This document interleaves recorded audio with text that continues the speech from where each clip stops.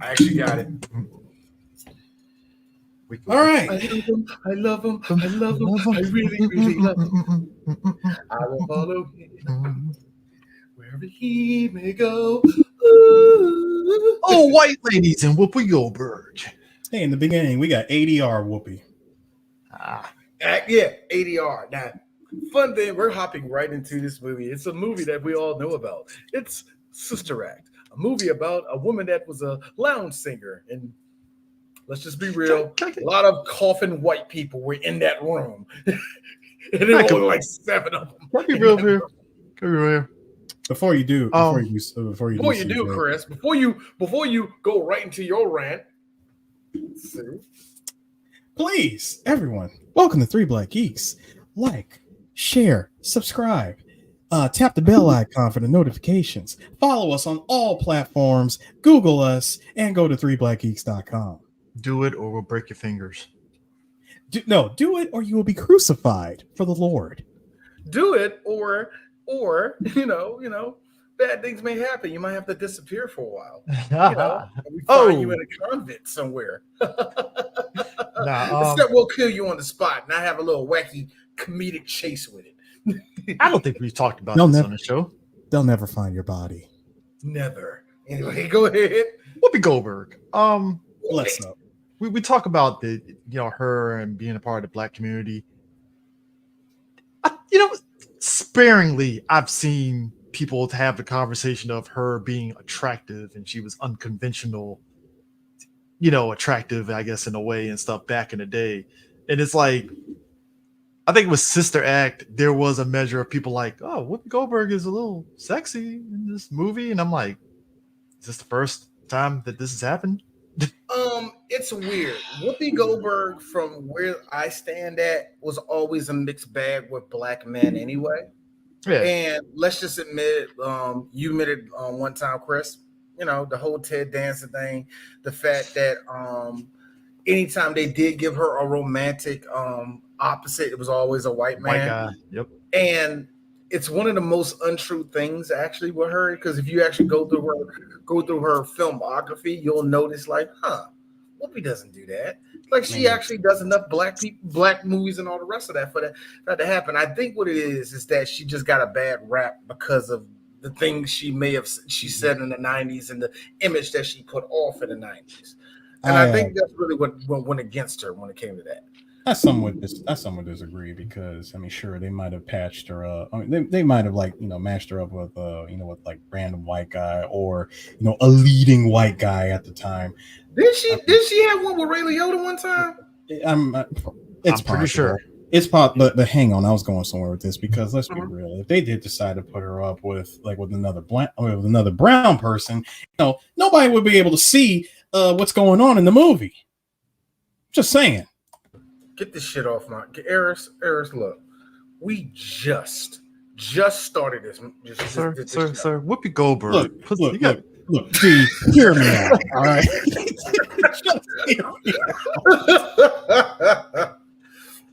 But guys, she got with Becker. All right, she got with Becker. That was a great moment. First, I need to keep on telling you this. You know for a fact nobody knows Ted Danson is Becker. You know that, and I know that. Sam from Cheers. That's my nigga. Hey, I'm going Becker for the Gen Zers or something that might be seeing reruns on TV, I guess. I don't know. Sure. Man, I feel like Becker for the Gen Zers. Really, for the Gen Zers, CJ. Sure. Yeah, got it. That's rude. Very rude. I keep on telling you, we need to delete that before somebody says we are not. We need to. I will not. We will not have this ableist language on Dirty Black Geeks. I'm so tired of it. Speaking of ableist, what's worse, showing a picture of it or us saying it? There you go. See, we get away with us saying it is like worse because men. Like, yeah, three black men, and we're black at that. So. 3 hetero black men. Yeah. That's always a triple homicide right there, man. Yeah, despite being allied adjacent,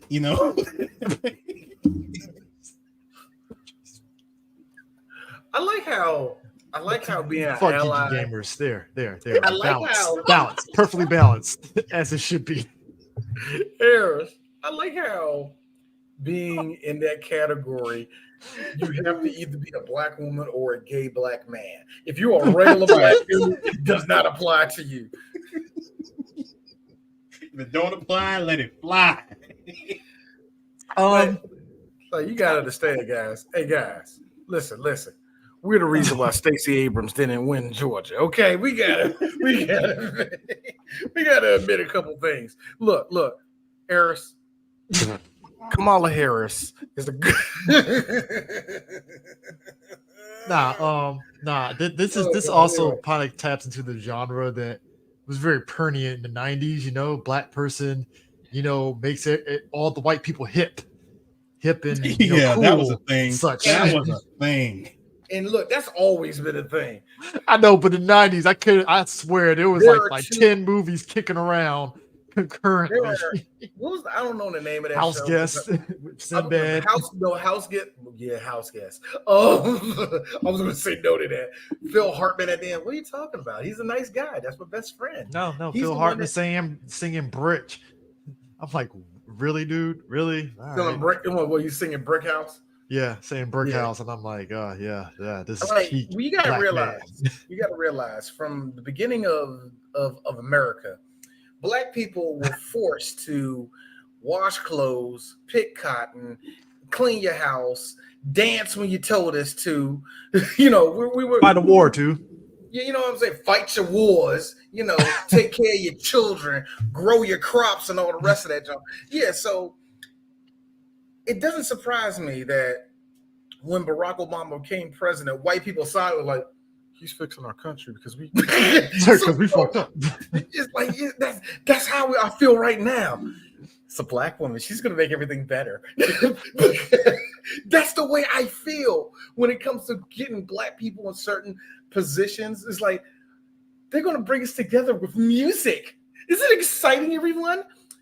That being said, this movie was going to Bette Midler. This movie wasn't going. Oh, it reeks of this could have been Bette Midler's movie.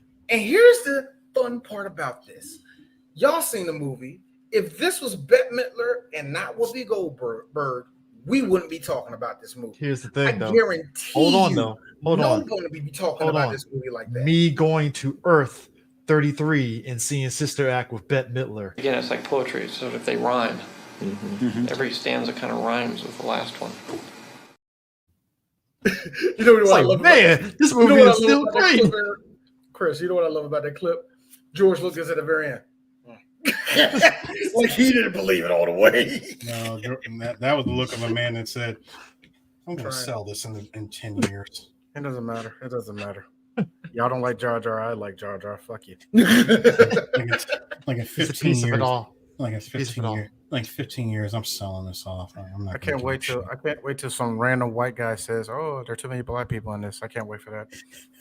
I want to have to deal with it. That's the best part about it. I don't want to have to deal with none of it.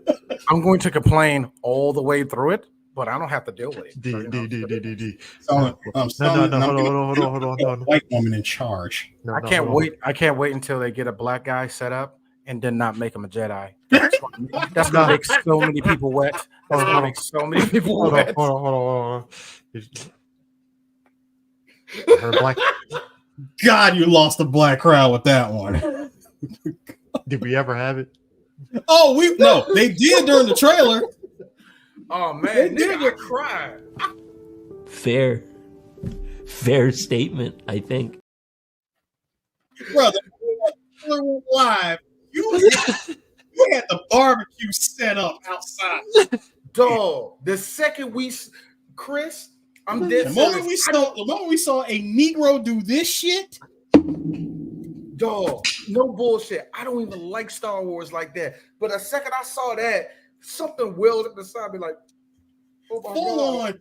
Like it hit me hard. I ain't never had a movie do that to me. But I was like, this one right here actually gonna fucking happen? Oh no! When D saw this one right here had full on man tears. No.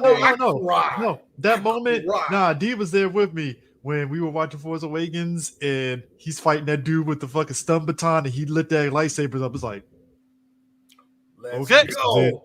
This is it. I'm like, all right, so next movie he's going to go to like, I don't know, like to some weird planet, and it's going to be like the Ghost of Yoda, like, black man, come here. You know, like something like that. You know what I mean? But but going back, this nigga spent the whole movie running around with some Asian chick he halfway liked. But anyways, but going. Mad at her. I'm mad at the script. Anyway, go ahead. But going back to it, because Tevin said it's been a thing since Sidney Poitier in the 60s. But it's the thing of like, just the whole thing of making white people hip and make it easygoing and then stuff, and you blend it in with the church and stuff. And then you get people like, was it Kathy Najimy, who was in Hocus Pocus and stuff? And then you get Kathy Najimy was about to grab the whole movie and run away with it. You know what? Kathy Najimy is literally she is white Kim Coles to me. That makes sense. That makes sense. Oh man! Why have they both not been in the movie is beyond me. Hey, you know what? Here's the thing. I hate how Disney. Because it's her in disguise, Chris. Never seen them in the same place. They could never be in the same place. I love how look. I love how Moonlight is a black woman. I like Peggy Hill, ladies and gentlemen. Yeah, Peggy Hill. I like how this movie and the second movie punches me directly in the chest with Disney feel good, and it came from Kathy Najimy in this one, where it's like, so you smile all the time? What? I'm smiling. Yeah. She said she's either gonna be a nun or a stewardess. I'm like, and here's me over there. I like her.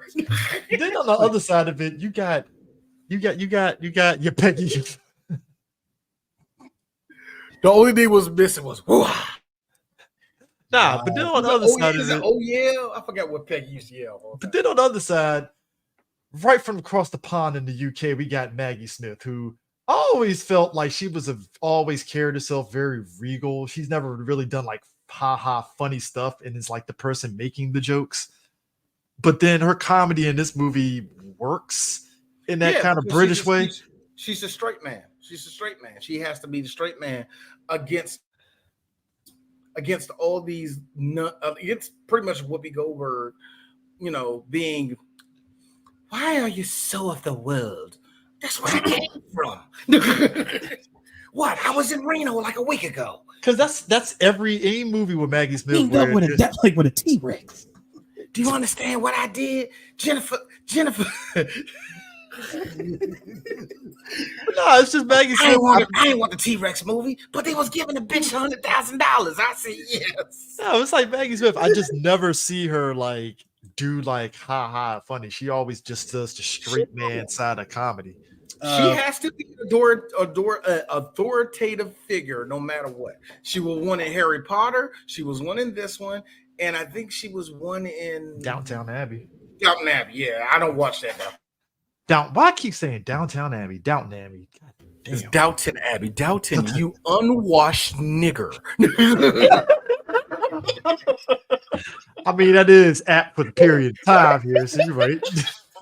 Ew. Downton, not downtown, you American brown scum.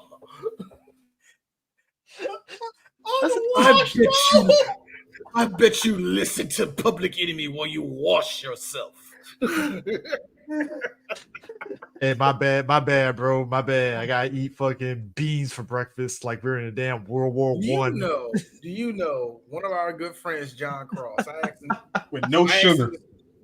I asked our boy John Cross this question because there was like a list of there was this video of Patrick Stewart saying which is better, stuff in the UK or stuff in America. It was interesting, and John agreed with it. And John said this: he said, outside of our breakfast, our food sucks all types of ass. There's no flavor.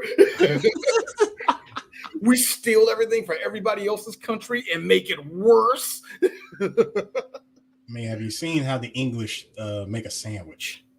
I don't want to know. I've seen it. It's like, what are you doing? Man? Triangles, no crust,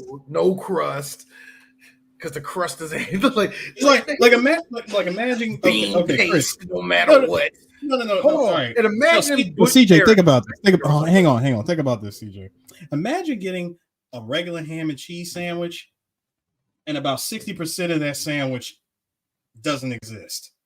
Oh, they will literally call me brown scum when they see me eating a bologna and cheese sandwich, and it's the whole fucking. It's literally like I will call you scum for eating bologna, nigga. It's literally cut into like the world's thinnest triangle with slices of cucumber in it. Oh, my bad, D. Turkey and cheese sandwich. My bad. Fuck you. Turkey and cheese is the ish. D. I know it is. D by that. But no. But no, the fact that you said bologna, anytime somebody says bologna, I see tank top, mustard drenched sandwich, and it's just dripping all over. It's the most nigga what's shit. up, man? Just a nigga. Either that with a hug. Or Eris, your favorite thing. I want 2 slices of bologna, smush fry. Smush fry. That is a Negro classic. No, like he said, wait till like cook that joint up into a parachute. Smush fry. It's like, D, just real talk. D, would you like bologna? No, I hate bologna. I don't even like hot dogs no more. Unless that shit is Nathan's, I'm not touching that. Hebrew National is good and Ballpark is good, but everybody else, no. Somebody made bologna from scratch and they actually used actual meat. And somebody was like, "So what's in the actual bologna?" And somebody said, "Pig kneecaps." I'm like, "You ain't far off." I would have just said the rest. That is the best. No, the best answer to give is the rest. The best thing I remember from The Simpsons when it was like, this is there, and this is in lamb chops, and this is in hot dogs, and Lisa saw a raccoon, a pigeon, a boot. I was about to say, what is a boot? A part of a pig, and all of it came together. It just grinded up and came out the sheet. Hold on, Eris. What from your favorite show as a kid? One of the funniest jokes I heard about meat. Also, Duckman found out the secret ingredient in Spam. And you saw all of these camels going inside of the thing and they coming out of cans of Spam. And here's Duckman.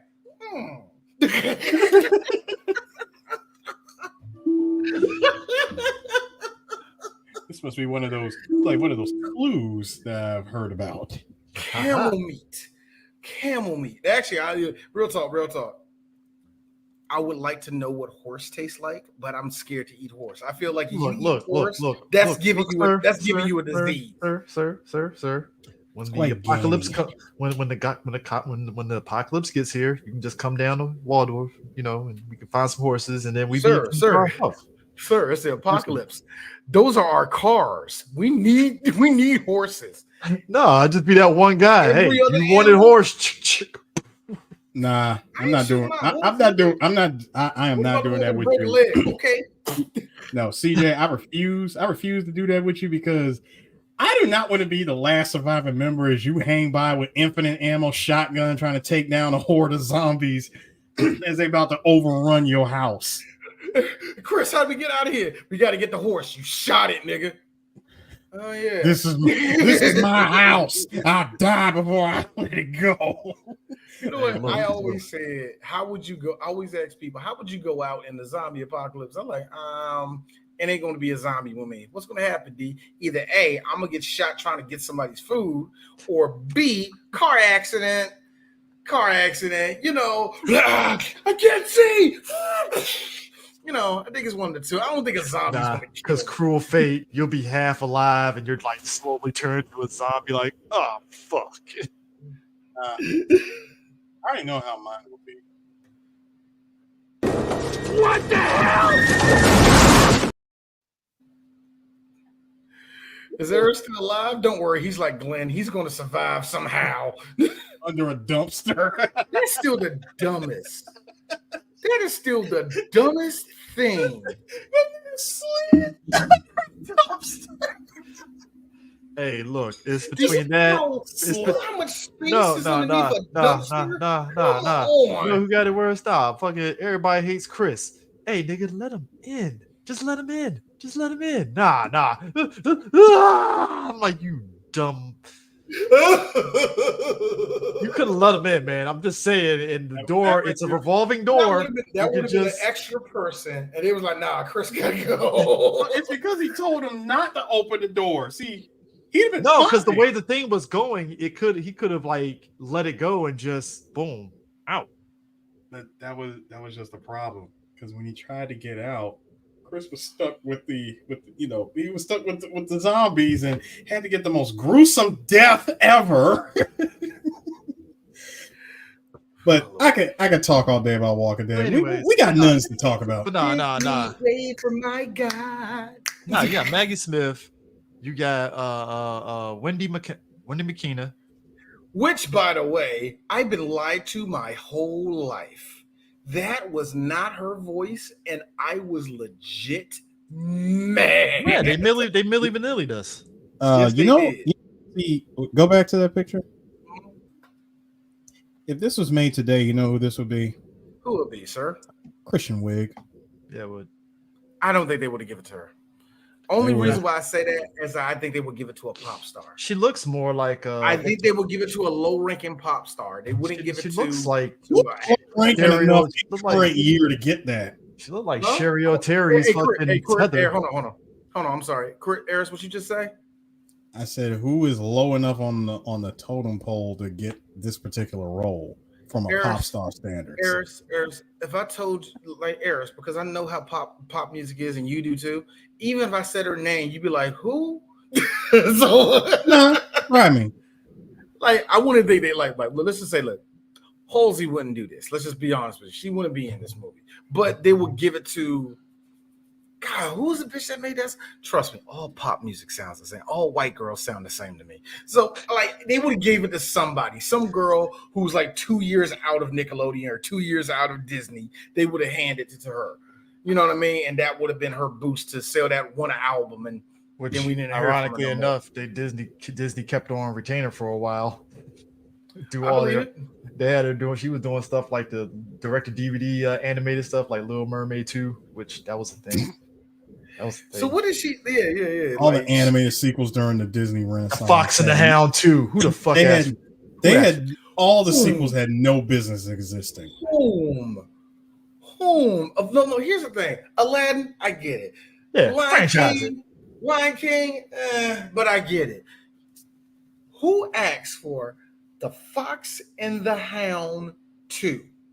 What I want to know is who asked for these sequels at 1/10 of the budget of the first movies, and you have the nerve, the unmitigated gall to make 6 of them at least Christmas movies. One of them went to the theaters. Hi, Lion King 2. Hi, Return of Jafar. Return of Jafar didn't go to the movie theaters. Yeah, it did. It was in theaters. I watched it. You literally just watched 3 episodes.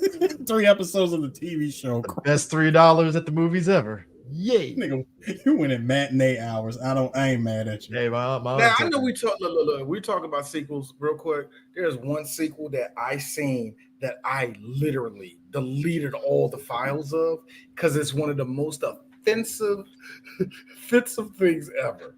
Pocahontas 2, The Journey to a New World. No. See, you didn't that was white people. You didn't delete the files. Everything. You didn't delete the files. You went to factory reset. Oh God! You don't like D. Why you pressing on it? I'm trying to reset the whole system right now. I'm doing a factory reset. We can't do this shit, bro. Just stay up in here. Just stay up in here. It has a chance of corrupting the whole file up here. So clearly, me after seeing Pocahontas 2. Don't blame you, sir. I do not blame you 1 second. Thank you. I knew it didn't go to the theaters. I knew I wasn't crazy. Okay. I ain't never seen Scar's Bastard Child. And that wasn't Scar's Child. Yeah, it was. It was.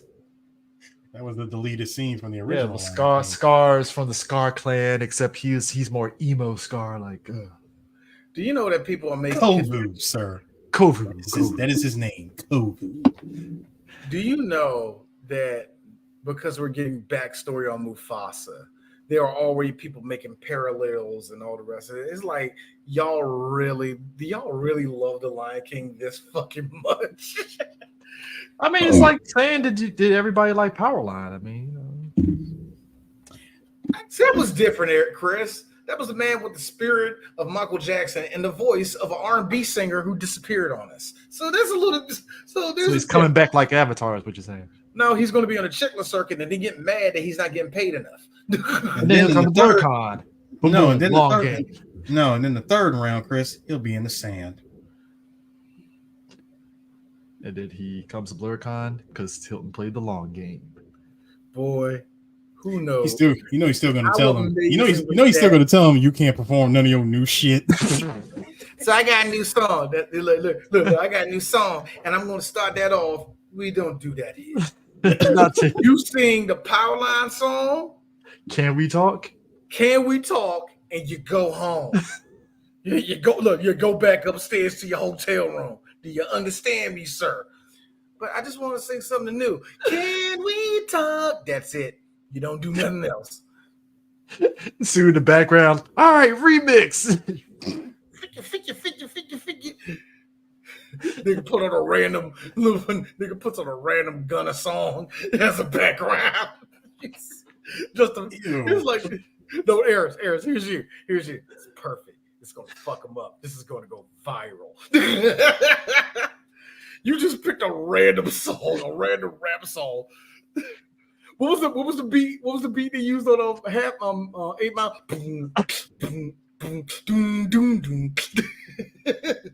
Never Campbell looking at Sue. I wish. Hey, Eris, you know what's the best part about that? Because he's low like that, I forgot Tevin Campbell's probably actually shorter than you, so that's actually accurate. Eris, you let that little nigga uppercut you. I didn't see him, D. The light went out. Lucky I didn't beat him with Powerline shoes. Here's Eris. Like how'd you let it hear? Here's Eris. Eris over there. I got faded in the eye while I wouldn't look. Nigga, I ain't see him. I'm busy doing the shit on the turntable. Me over in the corner.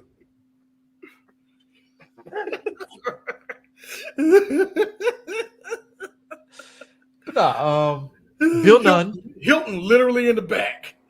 What the hell is that? Bill Nunn is in this movie. Being Yes, Bill sir. Nunn. That illustrious 80s mustache still. All right. So I asked Eris this question, Chris. I know his answer. What is peak Bill Nunn to you? Is it Radio Raheem or is it Dudda Man? You have to pick between the two. And it's because those are actually his two biggest roles. So which is the pick? What is the peak version of him? Hey, Chris, if you want to be a smart ass, you're probably gonna say this. He Got Game where he was riding around and what do you mean I gotta give this call back? Peak. I want to say Do the Right Thing. Really? Okay, cool. See, everybody says that. I agree. I hard 20 looking motherfucker, but I want to say, dear God. Hold on. Do the Right Thing came out with 88? 89. 89. This dude was born a year before my dad. He was in his 30s. That's a hard 30, but that's a hard 30. I think that's a hard 34, nigga. Well, actually, you know what? I believe it. I'll believe him in that one over Dudda Man. Dudda Man looked like I think because he didn't have like the mustache and beard and stuff, and he was clean shaven, it gives off he was in his 20s. Exactly. Because when you see him in 91 with with New Jack City, he got the mustache, the Kango hat, and the stutter. Yeah. I mean, and here's the fun part. Anytime you saw Bill Nunn between that and He Got Game without his mustache, it's a cursed image all the time. It looks like something's wrong. I agree with us. Look, come on. No. Steve Harvey was still low while Bill Nunn was average. There was no way it was going to be in the still same had movie. that jet black high top fade and still according to Cat going bald. Man unit. the man Unit. Stairs and Steve Harvey show that hair. God damn. Man, that hair was a little bit too perfect. Oh, it was way perfect. That's Way why I perfect. said it was a man unit. Here's the thing. A part of me thinks Cat lied, but a part of me thinks Cat lied about everything except that. Like, it's either one or two. Cat lied about everything, or he lied about that one. I will say though, Bill Nunn, he did the most black dad shit ever, where it's like he's cooking his food, and then like when that shit's trouble, he takes the thing off, puts it on the side, and then turns the stove off. And I'm like, I've never done that. I just turn the stove off and keep it moving. Like, I don't get that. It's like it's kind of extra. That was movie. But anyway, let's get started. So let's get to it. So as we open up the movie, we see our girl Dolores up there singing with her two girlfriends. One of them, Jennifer Lewis, who knew the Jennifer Lewis in here. By the way, there's this one part in there. I paused it and I sent it to the guys where they're all singing and Jennifer's like poked out, and I just see boob, and I was like, "Come on, titty!"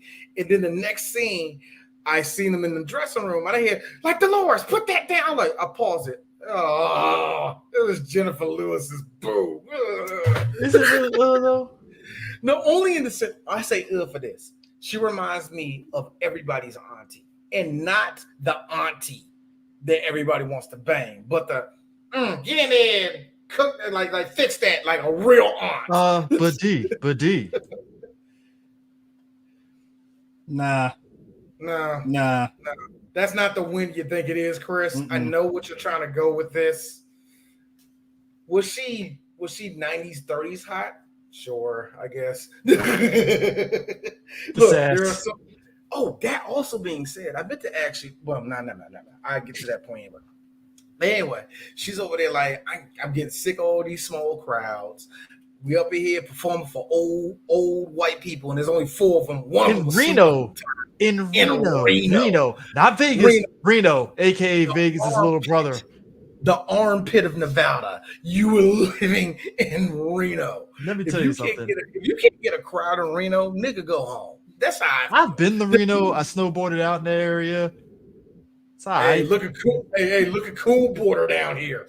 Cool Borders. It's all right. I don't get the hype. It's. I don't think. You know what? No. It's basically like, you know what it is. It's like Atlantic City. It's like Atlantic City.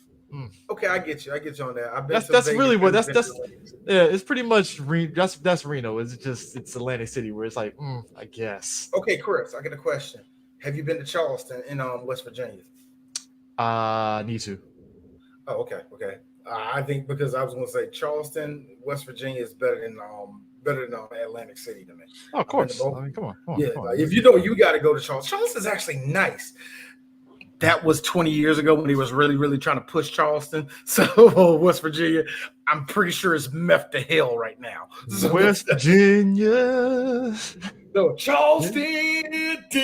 Racing slots. I mean, Sue, how close did you drive to Charleston? Because I know you had cut when we were coming back from one of the car shows. Like, you were cutting in that direction, or did you like not have to go that way? I ain't had to go that way. Oh, okay. But nah, yes, it was. Yep. It was the perfect mix of middle of nowhere, but it's the real city. So it was a perfect mix of having Western country shenanigans meet with these are city folk. You know what I mean? So it was great. It was great. But nah, she in Reno, Nevada. How Atlanta was until about 1994. You know, sort of like that. Harvey Keitel is one Whoopi Goldberg's boyfriend in this movie, which is like, I forgot Harvey Keitel was in this movie. Yeah, fucking like black women in here, but I'm still boning my white wife. You know, it's all good. It's all good. You know they're mobsters by the Vegeta's Widow's Peak they got.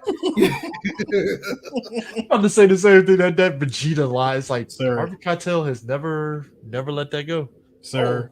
Sir, I do believe that it's called the Prince of All Foreheads. I am the Prince of all Saiyans once again. Line me up. Line me up. You're like this. So you want me to cut off that? You better not touch it. Line me up. You say line me up. You remember that meme where it's that scene where Vegeta has Gohan's head? This it when your barber is trying to line you up. Like, line me up. That intense face, like. So like, hurry up. Like, hurry up and pay. I must skedaddle. Going to a party after this. I love how all barbers are going to a party or going to the club. At the end of the day, they're going to a party club and they don't invite you. Like, man, I'm all right. Like, why there, the fuck? Why the hell would you tell me that? If I'm about to go over there, yeah, man. Like, yeah. So where's that? Man, it's away in Northwest, man. It's all good. So good. What club is that? Man, this is nah. I'm gonna go over somewhere. Like, nigga, you sitting over here advertising the shit. I don't know, nigga. Some club show me something if I couldn't have it. Like some club on 9th Street. But what was it? She has a relationship with him, and she gets a jacket from like him. I'm sick of it. No, not a jacket, a fur coat. A whole fur coat with a name written on it. I don't like how she did it. She was like, well, it's nice, it is a mink girl. Girl, I know it. And it's his ex-wife's. She read the whole government. Connie LaRocca.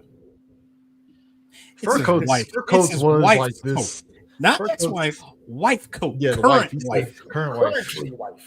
Look, fur coats was like currency. Like if you had a fur coat, everybody automatically assume rich.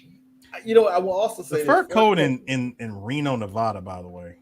I mean, it's apt. It's cold as shit. That's affluent. It's cold as shit in fucking Reno. So that's fair. You're going out to the desert. Oh, that is the desert. No, I'm talking when you go outside the city, sir. Oh yeah. Well, no, that's Northern California. It's not desert over there. There's desert in Reno. It's Reno's like in the mountains and stuff. Yeah, that's the mountainside. That's one mountain. Okay, yeah. Yeah, it is. I'm sorry, I got it. Whatever. Speaking of which, but you're right to a degree on something. I think if you go south, sure. Like the moment you decide to go like literally a couple miles down the road, as Nikki would say, out there it's cold. Be honest with you, I'd rather just no drive through California and then cut back over to Vegas. At least there's more. I can actually go through a city instead of this fucking desert like I'm at the end of Terminator 1 and shit. There's a storm coming. There's a storm brewing. I know. Drives off in Danny Elfman. Nah, she witnesses him murdering a guy and goes from shell shock. What you doing here? You all right? I'm fine. I'm fine. That bitch went right to the feds, as you should. No. When she stood out the door, and it was like, boss, she looked a little flustered. You think? She ain't gonna say anything. Let's keep it all the way a buck. She is already feeling some way about the fact that you are not gonna leave your wife. It's quite clear you're not gonna leave your wife, and we gonna be together. Mm-hmm. Like, you really gonna leave a mob wife to make it official with a lounge singer that can barely get a crowd? Hold on, a black lounge singer, a black lounge singer that could barely get a crowd. Come on, man. Not even your mob ties can help boost her career. True. I mean, I thought about how pitiful that was, but also it makes me feel how big in the mob was he? Because I did kind of question that. That nigga, what's your rank in the mob? You got are you just like one of those weird Yakuza the weird Yakuza bosses that be at the end of a sub story? Are you like one of them? Or like, no, I mean, it's enough for to go to No. Hang on, this is the best way to judge. How many times a year do you go out to the Midwest to meet with the outfit? Mm-hmm. How many times a year? See? This is 93. It's still going on. 92. 90. Oh, yeah, this is still going on. The mob ain't shut down Vegas until about A year and a half later. So he's how many non-phone calls have you had with like with Remo Gadget? How many times you got on the phone and said this? Huh? What are you talking about? I don't know. 5. I don't know, 6 or 7. Well, what you mean? Okay, I see. All right. Why don't you go out there and see it? Okay, pick up the shoes. I'm about to leave. I'll see you guys later. Just code. Just code. All codes. How many times have How many you times did you drive off in a Bonneville to muddy waters? How many times did you say, hey, everything? How many times have Everything's you gonna say, be all right. Chris, how many times did you say, hey, listen to me, you fat Irish prick, you put my money to sleep? Well, first of all, let's be real. It's Harvey. I told you when I gave you the money, there was going to be risks. No. See, that's the thing. Harvey Keitel hears that and he says, hey, you know what? I think I'm good. Nah. I'm not going to do that. I think I want all my money right now. I told you. No, see, he knew better. He knew better, like compared to Nikki. Oh yeah, Nikki was going to kill him. That's what I'm saying. He knew better. He knew. Right. I mean, no, he knew better. As in, he didn't do it. He didn't go along with it. The moment he heard you got to take some kind of loss, I'm like, oh, a loss? Nah, I'm good. We all right with that. Like, we all right there. You know what he would have said now? Okay, watch your back. That. Oh yeah, that's definitely gonna kill. He's one of those mobsters. Watch your back, mobsters. Yeah. I mean, after this would be the second time because Copland, and then now this. Was he in Copland? Yeah, he was funny. Yeah, he was the. Yeah, him and Sylvester had that friendship and stuff, and he shot. I forgot that's one of the movies we got to redo. I forgot about that. Oh man, we got to talk about fucking goof ass damn Michael Rappaport. Yeah. Look, dude, look. We got that in higher learning, and we got that higher learning and next Friday. After that, we're done with the report. Okay, we don't got to do him no more. True. Speaking of which, I guess the boy he's standing outside, and that's when they decide to kill her, and she fucking darts out the fucking casino. It's Leto's. I mean, really think about that. You know for a fact that after you pretty much bullshitted your response to this woman that you want to make it official that you're so gonna leave your mob wife, right? Nah, she went straight to the cops, and knowing full well that he is definitely out to murder her. Oh yeah. I mean, just to show you how much he does not give a shit about you, he gave you probably a spare fur coat from his wife's closet. I bet that bitch ain't wore that in years. Let's give a nice fur coat. Are you, hey boss? I got a question. Are you going to take off the embroidery? Well, I won't take off the fucking embroidery. It will ruin the whole thing. I guarantee you, that's what he said. Like besides, makes you think she can read. It's 92. Harris, DJ sir, just This racism is killing me inside. but also, What's up, nigga? Hey, think about it. Read, okay? Seriously, think about it. Stop, Harris. Don't bring up those clowns. Those clowns. I'm pretty sure only one of them can read.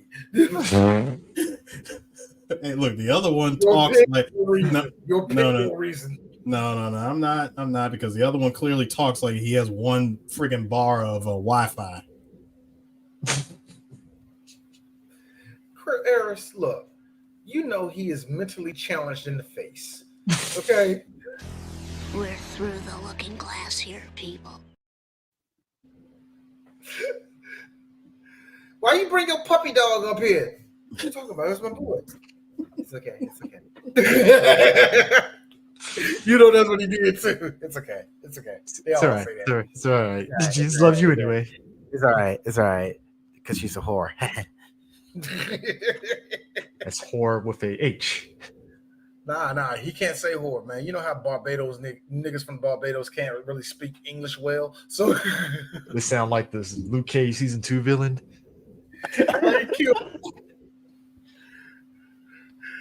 Like Joe DiMaggio. You remember Joe DiMaggio doing Barbados Slim? Look at that tubby little fuck man.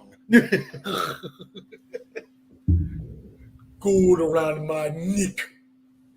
That has to be the one time we can. Well, there's Snow and Joe DiMaggio when we get white Jamaicans. All right, that's how it goes. I like how Snow. They called me Bushmaster. Nigga, I wait for that. I was really waiting for Bushmaster in any minute. Informant. Down. I heard you're the man from Harlem. Again. My favorite part of the parody from motherfucking Jim Carrey. I am that I am, and now that I am skilly. When it gets too quiet in my brain, I see that. God, society is going to be at a loss when Jim Carrey dies because holy shit, man. Jim Carrey's already tapping out the movie business. Fuck out of here. I can't tell from his chewing the scenery in Sonic 3 upcoming. Oh, man. No. He's done with everything else. As long as they're making Sonic movies, he'll continue to do it. Oh, God. I got a feeling. Look, I'm not going that far. But anyway. So she goes to one man that she could trust. Bill Nunn. Who knew? I love the salt and pepper hair. And the shape up that's trying. It's trying. It's straight. It can be better. That's the man that does his own shape ups in the mirror, just like my dad. Right, sir, that is the Reno cut. Hey, yo, Ayers. How you like the tweed game going on with the suit? Ain't gonna lie, man. This man's matching. I mean, he got it, man. It's matching. I love the green and blue accents. You know, you gotta do it. So this motherfucker said, so we gotta put you in hiding. Where are we gonna put you? Witness protection. That like you gotta send her to what kind of eraser? You gotta send it to a freaking witness protection isn't really the safest place. And he says, I'm gonna put you into one place where they're never gonna find you, which to be fair, a struggling convent in San Francisco. To be fair, nobody would know that. That is actually a good spot. It's easy access, so I can pick you up and bring you to the courthouse. But at the same time, are they really going to go to a convent to find you? This convent was in the neighborhood equivalent of being in damn Kentland and fucking Seat Pleasant and shit. Man, like, girl, you were on Brentwood. Crack era Brentwood, when they still had the hookers walking up and down the street. Yeah. Yep. So in other words, stage 1 from Final Fight. Nah, see, that's Streets of Rage. That's Streets of Rage, Chris. Look, all right. No, I'm with you. No, but I am with you on one thing. That was a missed opportunity. Why have we never got a Final Fight Streets of Rage collab? Still bothers me to this. Do you hate money, Capcom? No, actually, I did get a Capcom. I did Capcom. Like, hey, Sega over there, like, the fuck is you, man? We got Sonic. Goddamn hands off. We got Sonic. We got actually. We got what was the hot dog and the pig? Toe Jam and Earl. We got Toe Jam and Earl. We don't need you, nigga. Gotta be honest with you, Toe Jam and Earl. We got Spot. We got Cool Spot. He's gonna be here forever. You see this right here? Comic Zone. Gonna change the world. Dude, I gotta be honest with you. Toe We're Jam gonna put and Earl. a Sega on top of another Sega. Toe Jam and Earl is a game that the only people that will tell you the oral history. The only people that will tell you the oral history of Toe Jam and Earl is going to be a white guy. You will never see a black guy say, I know the history of Toe Jam and Earl. Like, I played it and don't even remember it other than the hot dog and shit. That's it. Hey, Chris, you are so flipping accurate right now. They ain't a Negro alive. They ain't a nigga named Tyrone. They ain't a Negro named Deontay. There's not a black dude named Rob that can tell you the plot of that game. I know people that I know people that can tell you Earthworm Jim up and down. They can tell you what Earthworm Jim has. They can tell you what's in all these other games. Toe Jam and Earl was made for that pocket of Gen X. Yeah, video games. Meanwhile, our video games for millennials is literally Tony Hawk Pro Skater. It's Tony Hawk. Look, Tony Hawk and GTA. That defines millennials. Tony Hawk and GTA. Me being the black kid, I was like, "Hey kids, you watch Tony Hawk?" No, Nah. I'm black. Nah, the other one, Crazy Taxi. Yeah, Crazy Taxi was. Tazy. Now, I would say the it was like the first 4 weeks of the Dreamcast being out. Gotta be real with you. It was in the arcade. It was in the arcade, sir. So we as black men are not beating the allegations of being in an arcade and really just beating that fucking gas pedal to shit, stomping that shit hard for no reason. I played Crazy Taxi a lot, but I ain't never seen no other brothers play that game. Nigga, Forestville and Beltway Plaza, them motherfuckers would just. I'm like, bro, hey, you about to kick the damn hole inside the damn gas pedal. What's wrong, man? You really like? What's wrong, man? You really like? That's Smash Mouth. Good lord. Offspring. Still to this day, one of the funniest jokes on Family Guy. I got an Uber coming. Nah, it's a Lyft driver. You saw Peter come out. Hey, come on, get in. You like Offspring? Just drive off. 90s, 2000s. Oh man, I only like 2 Offspring songs because I think they're a terrible band. I think they're terrible, but at the same time, I will defend the shit out of 2 of their songs though. Hey guys, question. So when you get sent to a convent Yes, that's struggling in the middle of San Francisco, yes, sir. Mind you are the only Negro in that. Negress, sir. She's Negress. Negress. Sorry, you're the only charming negress in this in this entire convent. I feel like that's so derogatory. Hey, blame Jason Alexander. His performance as Duckman. He said it to one Tisha Campbell in the yes, he did. Episode.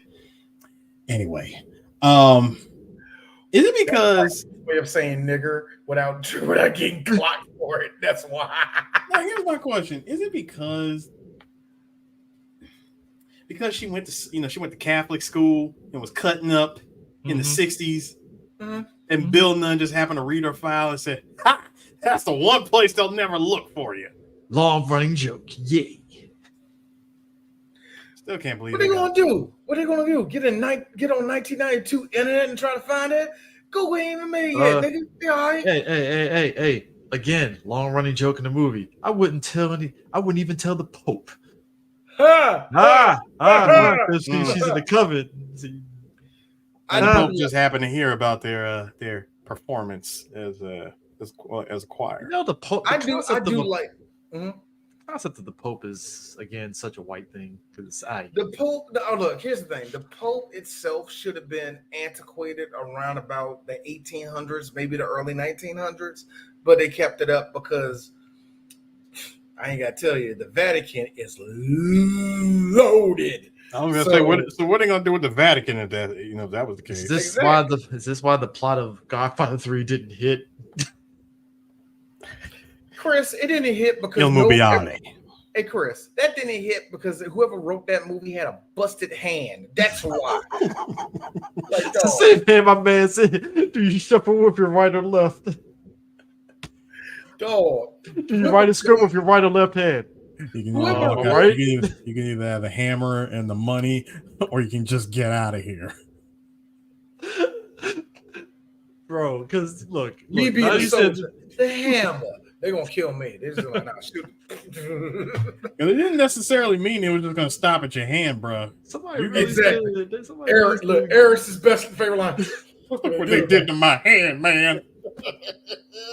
That was a nigga that was an enemy. Somebody in Hollywood really said, "Hey, Godfather 3, the mob versus the Vatican, let's go." And I'm like, sure, I guess. Like, first of all, we had an Apache helicopter. Take out the new heads of the 5 families. And the rest of that movie's budget went. You like how at the end somebody drank poison and it was like, yes, The fuck are we? Who are we killing? Lord Charlemagne? What the fuck? This is exactly why us three need to make God. We need to make Godfather 4, where it ignores the fuck out of Godfather 3, much like how Rocky Balboa ignored the fuck out of Rocky 5. Christopher, we're Negroes. We're not a part of that. Remember, see, here's the funny thing. Only thing we need is one white Italian, and boom, they'll let us in because we have the one white guy. First of all, Marty Skor will never let that happen. If we sell them on the young technology, we can make that happen. Sir, this is a man who absolutely. I'm trying to swindle Martin Scorsese for like $3 million. Work with me here. No, right? I can't. I'm sorry. I am not a big Jerry curl swinging, dancing flexy ass nigga in '87, getting him to direct my shit in the subways of New York. I can't. I don't have that kind of charm, sir. Habibi firebombing got a missile to. If them robbers come through, then I guarantee. I don't know. Happy birthday to Michael Jackson, by the way. Happy birthday, Michael. How you doing in heaven? Look, how you doing in heaven, Michael? It's wonderful up here. There are a lot of white people up here, and I don't think they did. But for real though, there's a shortage of chairs up here, and I don't understand. I thought that wasn't a funny joke when I heard it on Family Guy. I thought that was offensive, but they ain't like nowhere to sit. Like, do you get tired? That's see, you don't get tired, but you would like to have a seat. That's the. So she gets to the church that is in the slums, Oh! and to the point to where number one, Jimmy was hitting every high note she could. I loved it. Eccentric white lady herself is just eccentric white lady, and we need more. No. And then that was the Sector 5 slums of Final Fantasy 7. That's what that was. Oh Lord, man, there was nobody in that church. The church was getting like $5 in donations, and they're lucky to even get $5. There were rooms were literal jail cells. Crack whores was outside just doing dope and getting banged out in Chevys. AJ Johnson's for some reason is there in the slums too. Just there, no lines, just in the movie. Hey, it's AJ Johnson. Hey, Johnson. Hey, what happened that time you and Michael John White went out with each other? Oh, he banged me out for a whole month, and I said we can't do this no more. Oh, okay, cool. Then he got a wife that kicks ass, so he never mentions. Then he got a wife that looked just like me. She kind of don't. AJ. It's like AJ, cool. Also, she can do splits and kick high. She can do splits. What you can do? Get Tabo. Look, what you do, Tabo? Get ring. Look, get fucking destroyed by Ving Rhames. I mean, that's not a bad. That was awesome. Look, I gotta be honest with you. That's still one of the most. That's cinema. Seeing AJ Johnson on Ving Rhames. This nigga hopping. The bunny I I was actually kind of jealous of being in that moment. I'm like, God, I wish that was me. Why did it have to be him? Why? Here's the thing. It should have been me. It should have been me. What I found out, especially with black men, that black dudes who go to jail are good in bed. It is a big time 50-50. You get a dude that is terrible. He been in jail for 10 years. Oh, he gonna tear it up. No, he don't. And then you got some dudes. Let's just be real. Go to California. Be a porn star, bro. That is where God is trying to put you at. Quick money. It worked for Wesley. Worked for country, and then he got AIDS or some shit.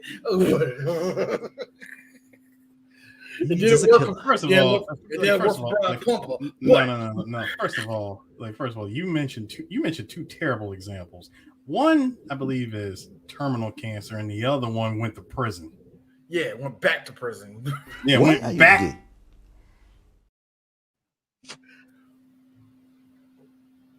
That's Byron Long at one point in his career. Okay. I like how Byron, you did gay porn? Yeah.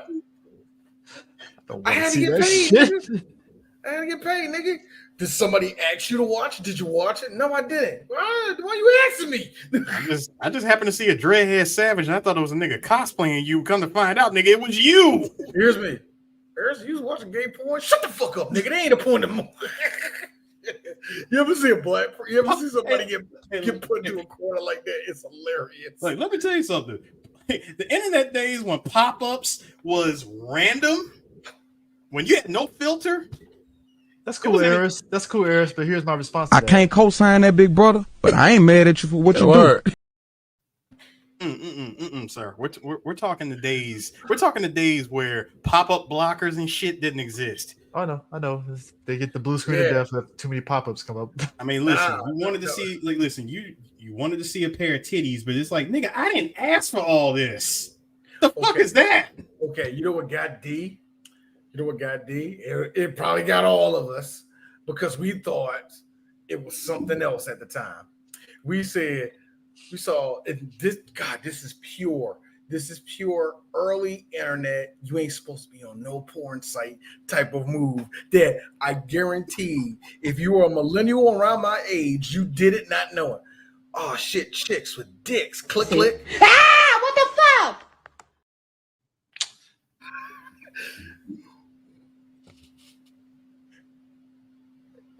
Do you know how many people I know that told me in confidence they did the same thing? I'm like, sir, we are not alone. You are not alone. Here's the thing. Here's the thing. Here's the thing. Hey Chris. Don't put yourself out there. D did it for you. I'll just say this. First time seeing that, me. Brother, what's that? And then penis. And then later on, we're through the looking glass here, people. You kind of are. I mean, it's just it's you see it and then it's like actually, where do we go from here? I know, right? Hey Eric, hey y'all click on it. Y'all click on it and you hurry up and go out of it, right? And here you are. That's why they call it that. or you go Brian Griffin. So that's what it looks like. Okay.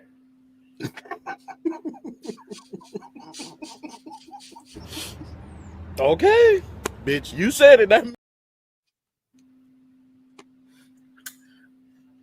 I was at a friend's house, and it was actually one of my white friends. He was thought it would be funny. He threw up gay porn, and that was the day that came out of my mouth. I was like, So that's how they do it. I'm leaving. Me after the you next put that on.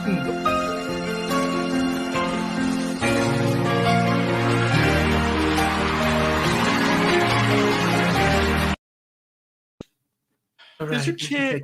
You can take me out now. I think that's a signifier of whether you immediately like where you at on the spectrum. I feel like that's like the litmus test. Like, how do you react to this? I screamed. I ain't gonna lie. I actually Are you gonna walk out the room? Are you gonna walk out the room? Or heterosexual? If you stay and watch it in intrigue, possible open. Possible. Or are you going to be like, this is disgusting, double click. This is just terrible, double click. Oh my God. This doesn't make any sense. I don't understand this. Look. If the internet has told me anything, there's a lot of you. Anyway, back onto a woman trying to find herself. Speaking of which, she gets in there. There's a like you said. She hates everything. They go to sleep at 9 o'clock. They wake up at 5 in the morning. Some military ass shit right there. I'm about to say that's a good ass sleep schedule right there. When she said, but I think the one scene that had me rolling, she was like, "I just went to sleep. It's already 5," which that seemed like she probably went to sleep at like 2, 3 o'clock in the morning. I just went to sleep 20 minutes ago. Here's Kathy New Jersey. It's time to get up. It's morning time. Let me tell you something. What blew my mind, somebody said when you go to bed, it takes an hour for your body to finally like adjust and then boom, you're asleep, right? Barring if you're really like crazy tired. Knowing that scene makes even more sense because it's like, oh, she went to bed like 2, 3 in the morning. It probably was as soon as her body shifted into being comfortable, boom, now you got to get up. He come fucking Peggy here, shoulder blocking the living shit out of the door. Oh yeah. Come on, get up, Mary Frances. It's time to go. Yes. She was just. Are you sure you're not on coke, ma'am? No, I can't have Coca-Cola. Not at It's the too moment. indulgent. Look, Coca-Cola is too indulgent. I'm high on Jesus. Oh, I love God. No, That's why I say Kathy the Jimmy was the best thing in this freaking movie. So I call her White Kim Cole, dog. Like, you just. My God, man. So you gonna wake me up at 5 o'clock in the morning like some madman? You bet your sweet Bippy I did. I'm sorry. It's the bowling ball that always gets me. Because not only the bowling ball hits him, it takes the weight of his whole neck and just snaps it back. It just leans it back. Movie, that show is so. Is that show on DVD? They never put it out. They Oh, never man, that they never sucks. put it. I don't think they've ever released Powerpuff Girls is probably the only one that's like on Dexter's Lab, and Powerpuff Girls are like two that's probably out of that whole Dexter's Lab, cartoon Pop-Up thing. Girls, Courage is also on DVD. Johnny. Johnny is DVD. Cow and Chicken, I think. I don't think Cow and Chicken got a release. If they did, Warner Archive release. Yeah, I think it was Warner Archive. Warner Archive release. That's I kind didn't of know crazy. Ed and he never got it. That's Teen wild. Titans. Teen Titans got a release. And But nah, but anyway, so like, Yo, shout out to Rose. You're very welcome. It's like the choir can't sing for shit, which is funny because they are like the choir again. It goes into that trope of like they literally sing like a Catholic church choir that's just out of sync, essentially. Oh, I was saying, and my one girl, help! There's a line that I wanted to put up here. Look, Eric, Chris is going to laugh at this. There was a line that I wanted to put up for Robot Chicken that I forgot to set off. Remember they was doing the background, they was doing the behind the music of the Muppets Electric Mayhem, and they showed Dr. Tifa, like, some kid playing the piano. Dr. Tifa, oh, stuff it. Oh, God, you're going to make me pee myself. That was awful. You gotta be honest with you, man. There is something that captures, again, the Muppets, and they had an actual in-house band with Animal and Rolf and all of them and stuff. And I'm like, Ralph was the Animal was the no, Ralph wasn't in that. I don't think Ralph was actually a part. Yo, of Ralph was in it. He was a part of it. He was the piano. Yeah, he was piano. I thought he wasn't. I thought that was Dr. Teeth. That was, it was piano. Dr. Teeth was like guitar or bass guitar. Animal was drums. Animal's drums, and then you had the Cher-looking chick. Stacy? Was it her name? Not Stacy. It wasn't Stacy. I hate you, Howard. You're an asshole. Fuck you, Howard. I'm dang. Fuck you, Howard. I'm dang. He gave like I know she went out with Tommy Lee. How was he? He gave me hepatitis C. Only had 5 months to live. You want to take your top off? Fuck you, Howard. I'm dang. My Robot Chicken hits the millennials because that shit. It's still one of the funniest ones. Do you not, dude? It's funny to millennials because we watched Sesame Street and Muppet Babies and they just destroyed it in one goddamn clip. I'm like, yo, I was hollering. You know, Eric's favorite part in Zoot. Man, I haven't seen Zoot in years. Ever since he got caught in Tokyo with over 20 pounds of hash in his. You just see him on the news. Gotta hear handcuffs.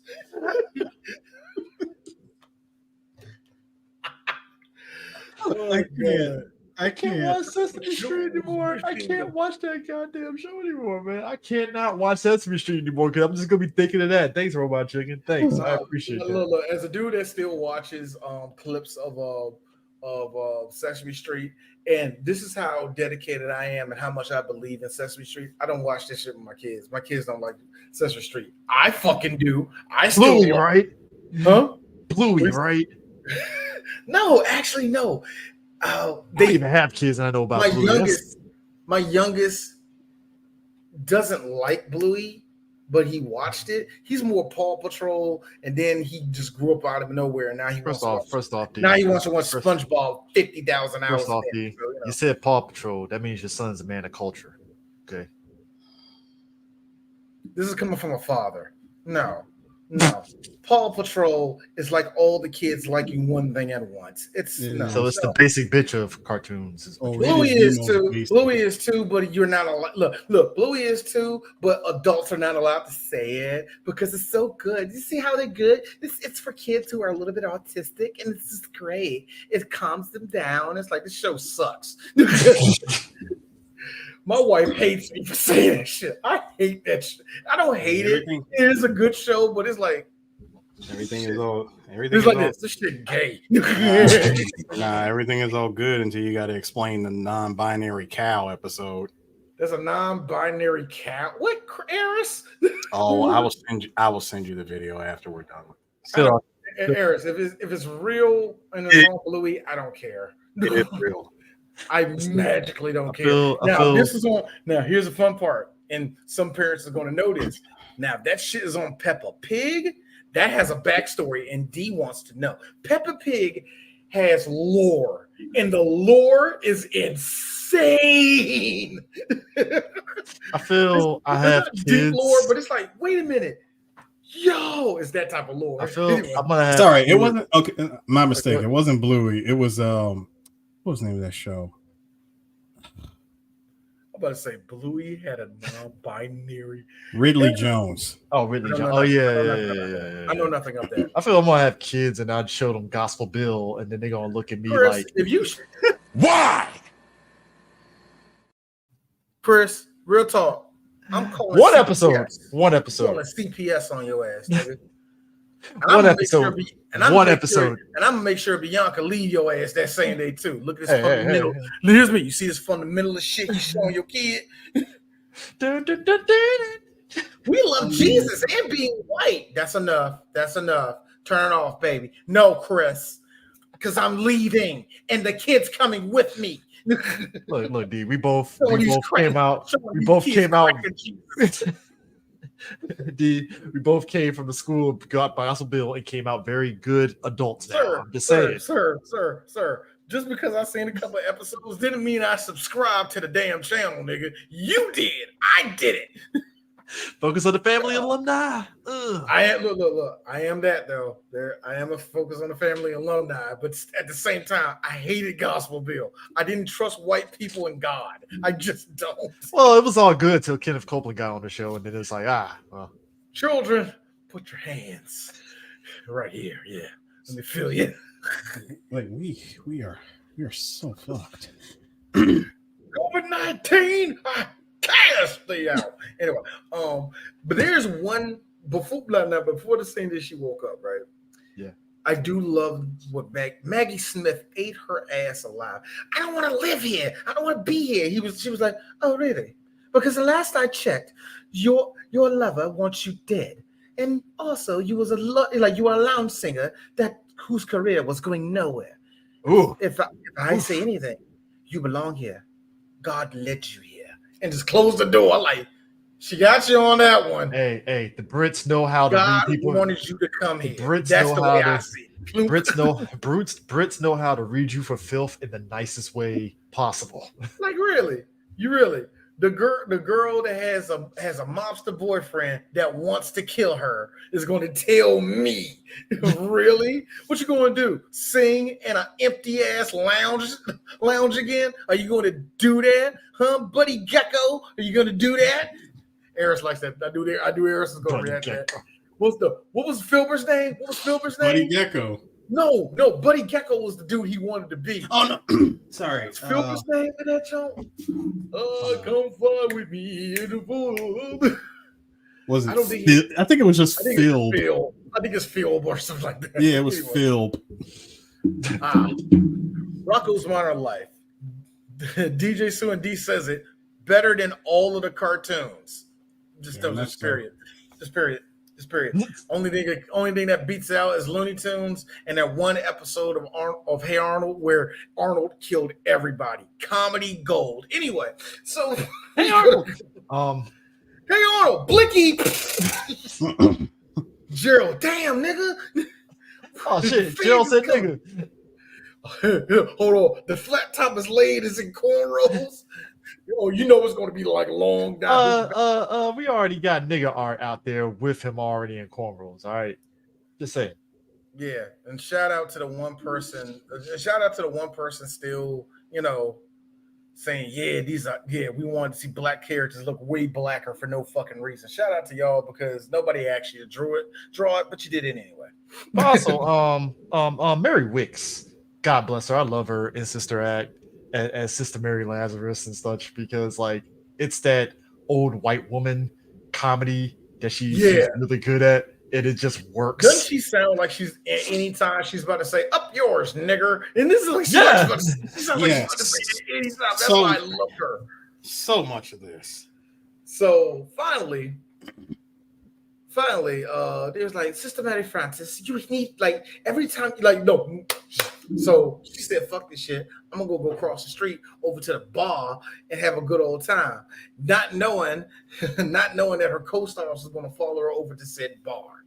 Not only that, we also get to see from the bar from Stone Cold. No bull crap. No, I mean not like just that. Not just that. It's like any second those bikers that were outside of Biff Tannen's own casino. No. It's actually better than that. See, with this movie, what we're seeing is we're seeing the gospel equivalent of the bar scene from 48 Hours. It actually is. It's a lot like that. You are right. Yeah, Mary Wicks does say the word colored. Oh, absolutely. Yes, she does. Yeah, old girl on a piano with the fucking hearing aid shit had me in tears. And to this day, check your battery.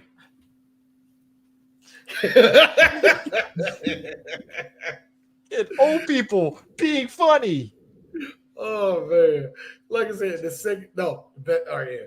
So they go over there, and finally, Maggie Scott was like, "I had enough of this. You are going to do one thing and one thing only and go back to bed. You are going to lead the choir." Have you heard them? No! And then she does the Mr. Miyagi. The clap and rub. Works her black girl magic on the... No bullshit. Because that's why I said that was the best part. Okay. 1, 2, 3. Oh, stop. Like, nope. Mm-mm. Man, you don't have that. I'm mad you don't have that. I'm mad you don't have that video. Hey, get on the scale. Get off the scale. Get off the scale.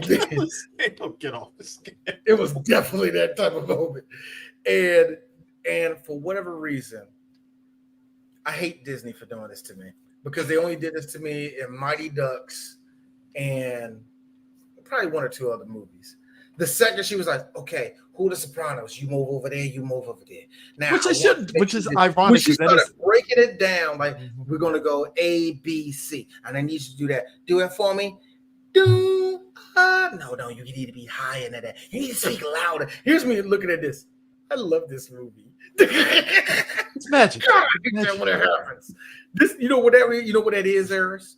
Do you know what that feeling is? Critics agree. Oh yeah.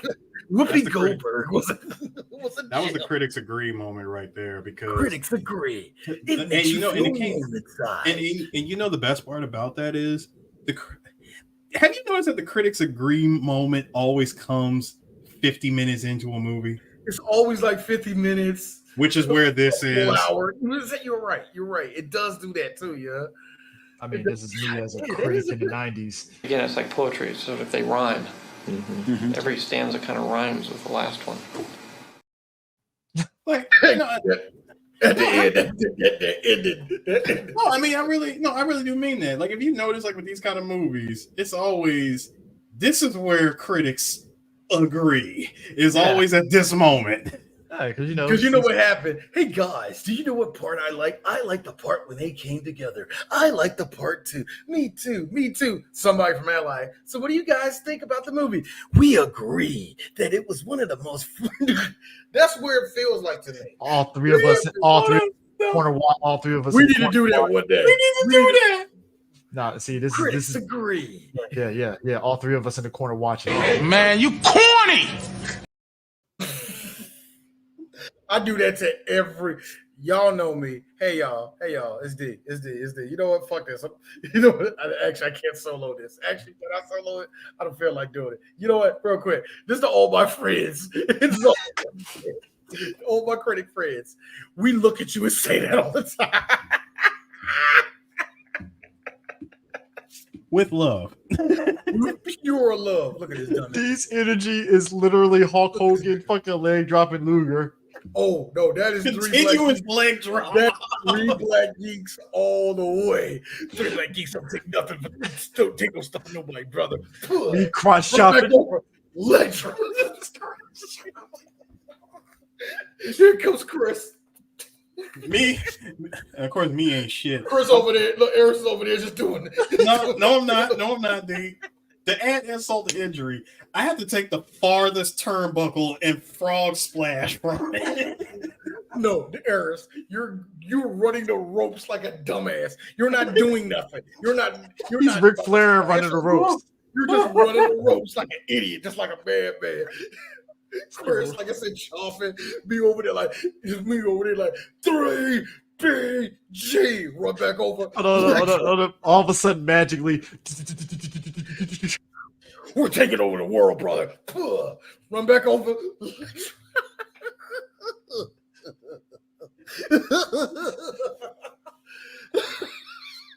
I hate every second of Hulk Hogan. But good God, there are moments with Terry Bolea that I freaking love. Oh my God. Terry B. Unhinged Terry B is the best. People say. NWO. Nah, speaking of which, I'm sorry. I really wish we could find one of my friends that would let me leg drop him 100 times just so we can make a point. I gotta have the Green Ranger helmet on and just be like, yes, I need you to have the Green Ranger helmet on, just chopping for no reason. Oh God. Eris, I need you to come out there like Buff Bagwell. Come out there like Buff Bagwell. Have your DJ kit on your shoulder like it's a boombox going, yeah. Like Brock. I'm scratching it from the shoulder. Nah, he's a sick part, D. Eris gonna end up being like Brock Lesnar when he did the Running Man with the fucking money. Brock Lesnar is one of the most uncoordinated white men of all time. It was hilarious. Hey, when he came down that fucking aisle doing this, like, I was like, yo, Brock, you're kind of cool for this. Why? Stop making me like you. I don't like you. You just took the belt for Kofi, you racist. This is awesome. I saw you the shit out of Big E. Oh God! I need reparations, but this is cool. See how you toss Kofi? I don't like that. I saw how you beat up on Samoa Joe. You racist as shit. No, he straight that's hilarious. So he straight OCV'd all of New Day in Japan. Oh, yeah, God. he did. I watched that shit. I'm sitting here in the crowd watching this. I'm like, I should be offended by this. Your Japanese friends, yeah. I'm like, no, don't clap for that. What are you doing? The one white friend that you thought was an ally killed the niggers. Like what? Whoa, hold up. Oh, they're racially charged. Here's you go like, hey man, you want to talk about the N-word you said? Bro, I was caught up in the moment. I'm sorry, man. I don't believe that. I don't believe that. That's not the person I am. That's not the person I am, man. Trust me. That's not the person I am, man. Come down. You want me to get some to drink? I can get you some to drink. I tell you what. When we get on the train to go back home, I need you to be all the way on the other side of that damn Come on, man. That's not even a big deal. It's not even a big deal. It's not a big deal. It's just a word. Like, or else this is going to be a long ass train ride back home. Just a word. More like, or else this. What's that, Nick?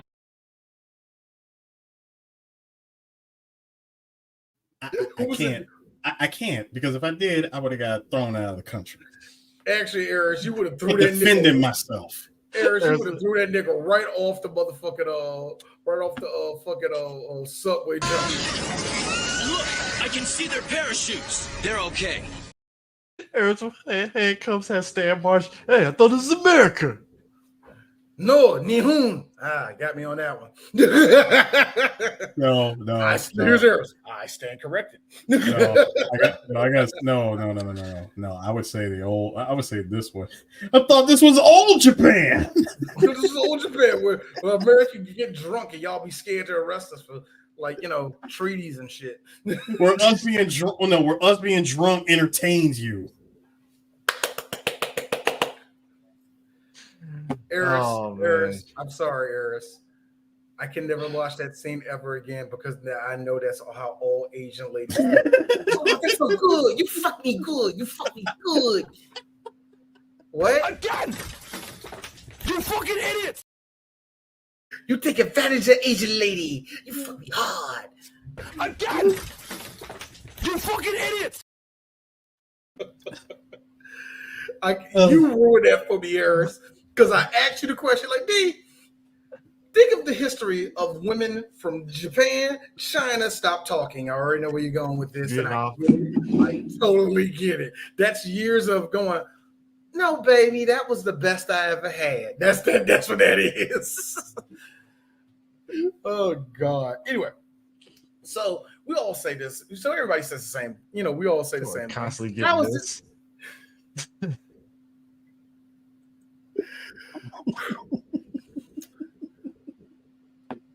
Anyway, so she finally puts the choir together. It's the secret recipe, and the choir starts singing. Nigga, that's the secret ingredient. Brown, it's just swirling there. Here's the funny thing: brown thumb, mayo, mustard. What I've learned listening to music from different places on the earth and all the rest of that there are some cultures that just sing well, do certain things well, and all the rest of that shit. And what kills me is that white people do have the possession of having beat, can sing really well, all the rest of that. But the problem is they can't put it together, or they haven't seen enough black people do it so they can dance to the damn 2s and 5s and shit. That's what I'm talking about. It's so weird. The Elaine from Seinfeld. Like, you know what killed me as a kid? And I don't want to know if this got y'all to, but now hold on, Chris. Actually, I think this is more for Chris. Hey, Chris, you remember in the Becca book where they were talking about American jazz and they showed nothing but white people? Yeah, there we go. Oh, La La Land. Gotcha. Yeah. Like, white people didn't create jazz? What are you talking about? This is real jazz. Shoo-ba-doo-bop. It's like this, that you stole from niggas. I ain't stupid. Skibbity-bee-bop. Skibbity-boo-boo. Yeah. Cowboy beat. Crazy sound, man. It's like, are we sure we really want to have this conversation? Remember that era where every white guy thought that they were Lou Bega and Mambo No. 5? Oh, no. Actually, Chris, we call that the big band era. The big band era had a chokehold on white guys in their late 30s that loved the 20s. Remember the cherry popping daddies? These bunch of these old 40-year-old white guys in a band that was getting laid by 28-year-olds and thought they were still wearing the fucking monorail hats and shit and suspenders. How do y'all dress like a ska band and yet make music that came out in the 40s? I don't know how y'all did that. And yet, still racist. Crazy. Were they racist? Don't do that. I'm just saying the visual aesthetics of them in them suits and yeah. Like ain't a nigga in there. like here's my problem. I have no problem. I'm dead serious about it. I think because black people, we're so possessed, we notice how our stuff gets taken away and all that. Mm-hmm. We are very possessive of our stuff. Thanos fucking Infinity Gem. That's what I'm saying. But we know as much as us, white people are going to take it away from us and all that. Like good shit. We're seeing it right now with like Kendrick talked about that with the whole thing with Drake. It's like y'all take our music and make it your own. And we this happens all the time. Like, so you're just no worse than everybody else. And here's Drake. I'm half black, nigga. That don't count, nigga. Shut up. Shut your white ass up, Drake. Reincarnated. Oh God, man. Anyway, but yeah, like so it's always funny that you need black people. And I said earlier, it's like it's a shame that you need black people to explain shit to white people. Yeah, I mean, it's Y'all kind of possess the tools that we do, and yet for some reason you don't know how to dig a ditch. We had to do that somehow. I think the most had an idea to make a train, didn't know how to do it. You got the blacks to do it, and the Asians, and the Asians. I You think got the them most to do it too. thing about the scene though is that it starts with the typical church song, right? And Maggie Smith is like, "Oh, okay, we got something here, right?" And then when it went, I hope that's not that. I hope that is this. I hope that is the whole song and not some weird breakdown before that. 1, 2, 3. to quote how the older church folks says, it went secular. Yeah, secular. It went secular. Yeah. And once it went secular, it's that thing that some people in church do where they feel some way, but they still tapping their feet to it and shit. And the Disney crap happens. Now, I'm not saying crap like this don't happen in real life. The montage, kind of don't. But yeah, before the montage, remember as they were singing, there were people coming inside the church. People coming off the street, walking into church, hearing this lovely sound. What did Maggie Smith do? I can't believe you playing that music inside. You are no longer. And then the deacon or whoever came in there, I don't know, like Marcello, whatever his name was. He was like, "Oh, Sister Mary Clarence, it was so great. People came from the streets." And then like, wow, okay, this guy is very over-enthused old white guy. That was a dude. No, remember, because all the nuns were listening in. By the way, again, fucking Disney charm. Seeing all those nuns doing this. Here's me. Just smiling. I like this movie. Oh, God damn it, Disney. Why did you do this to me? I like when they was doing that. Here comes the bishop. The bishop was like, oh, they about to fire the black girl. Hell no, they ain't about to happen. Ain't gonna sit there and take my meal ticket. Nah, I'm just gonna say accepts and touchstone.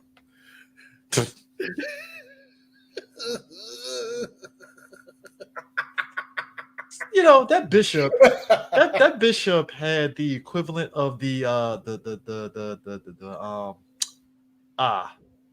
Tom Selleck mustache, except it was just all gray. That's what I like to call. That's what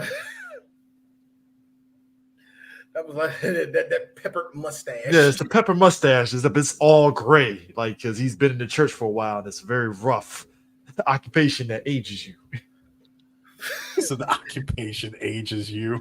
Come on, man. You got winos in there that just sleep in the church, and we stop sleeping in church. But I thought you was of God. I gotta let him in there, but he's shitting everywhere now, and I gotta kick him out. Hey, I watched the Father Dowling Mysteries. Hey, Chris, how old are you? 40. Well, I gotta go. I gotta get the muscle cream. Hey, baby. Are we going to join the AARP? Because I ain't hear back from them. Because apparently Chris said we're old now. I was like, God damn it, Chris. I just ran out of being gay. We were in a prime era where every old person had a fucking show. Father Dowling Mysteries on Fox Family. Everybody had a murder mystery, man. That's what old people did. They just randomly they tripped over a dead body and then boom. Now they got a mystery. Now they open their own detective agency. Stop. Did you just say that's what old people do? Trip over dead bodies, and now they got to be the Scooby-Doo mysteries out of nowhere. The best one though, for real, and I legit mean it because it's actually a really good show. Diagnosis Murder was actually a really good show. Dick Van Dyke was like, I'm still making bangers. I'm just saying, guys, our parents are going to get to that age and they're all going to come together for their own mystery. We had a conversation the other day about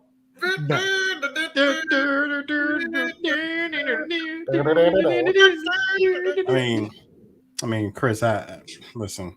Murder She Wrote was my jam. No, Murder She Wrote was cool. Look, Chris, look, Chris. I see your show, and I'll raise you a Father Clemens story. Oh man. Ooh. Harris. Hey, Harris, I got a question. How many gray hairs are on your scrotum? Because I only got like 6, and I just want to know, just comparison. I have, you know what? I have not checked, sir. But that is a very good question. All I'm saying is, Netflix, I got a $2 million script here with your name on it. All right. $2 million script. I feel like Netflix Trust me, you're getting this at a discount. Quality here. At a discount. Work with me here, Morgan Freeman in the Morgan Freeman Mysteries. All right. Except as he narrates him trying to solve the crime. We don't like it. We're going to put Clifton Powell in instead. Fair enough. That'll do. I'm with it. No, put Clifton Powell in it. Narrated by Morgan. Oh man. See, we just. And I know I have a different voice now, but at the time I did it. Yes, I know the picture of that man that you see in front of you is only about 15 years younger than me, but we have different voices. Well, this is a Chat GPT fucking damn plot we just made up. Hey, I gotta be real with you, Super Smash. Smash. We need that. Super Smash, yeah. Listen to me. Yeah. Listen to me. You just jinxed it. Thank you. I'm gonna be real. The reason why I say this is because anytime 3 Black Geeks mention an old person and our love for them, God says, "Good, now I can take them." so should you bang bang? God died. Damn. You know what I'm saying? Because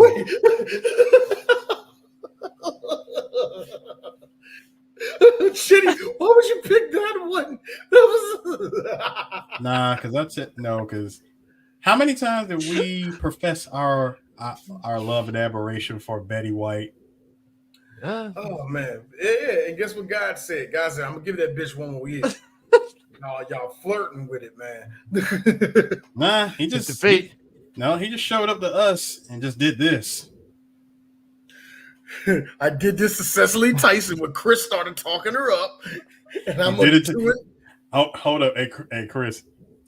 He did it to Nichelle Nichols after we met her at Comic-Con. Yes, oh my God, yeah.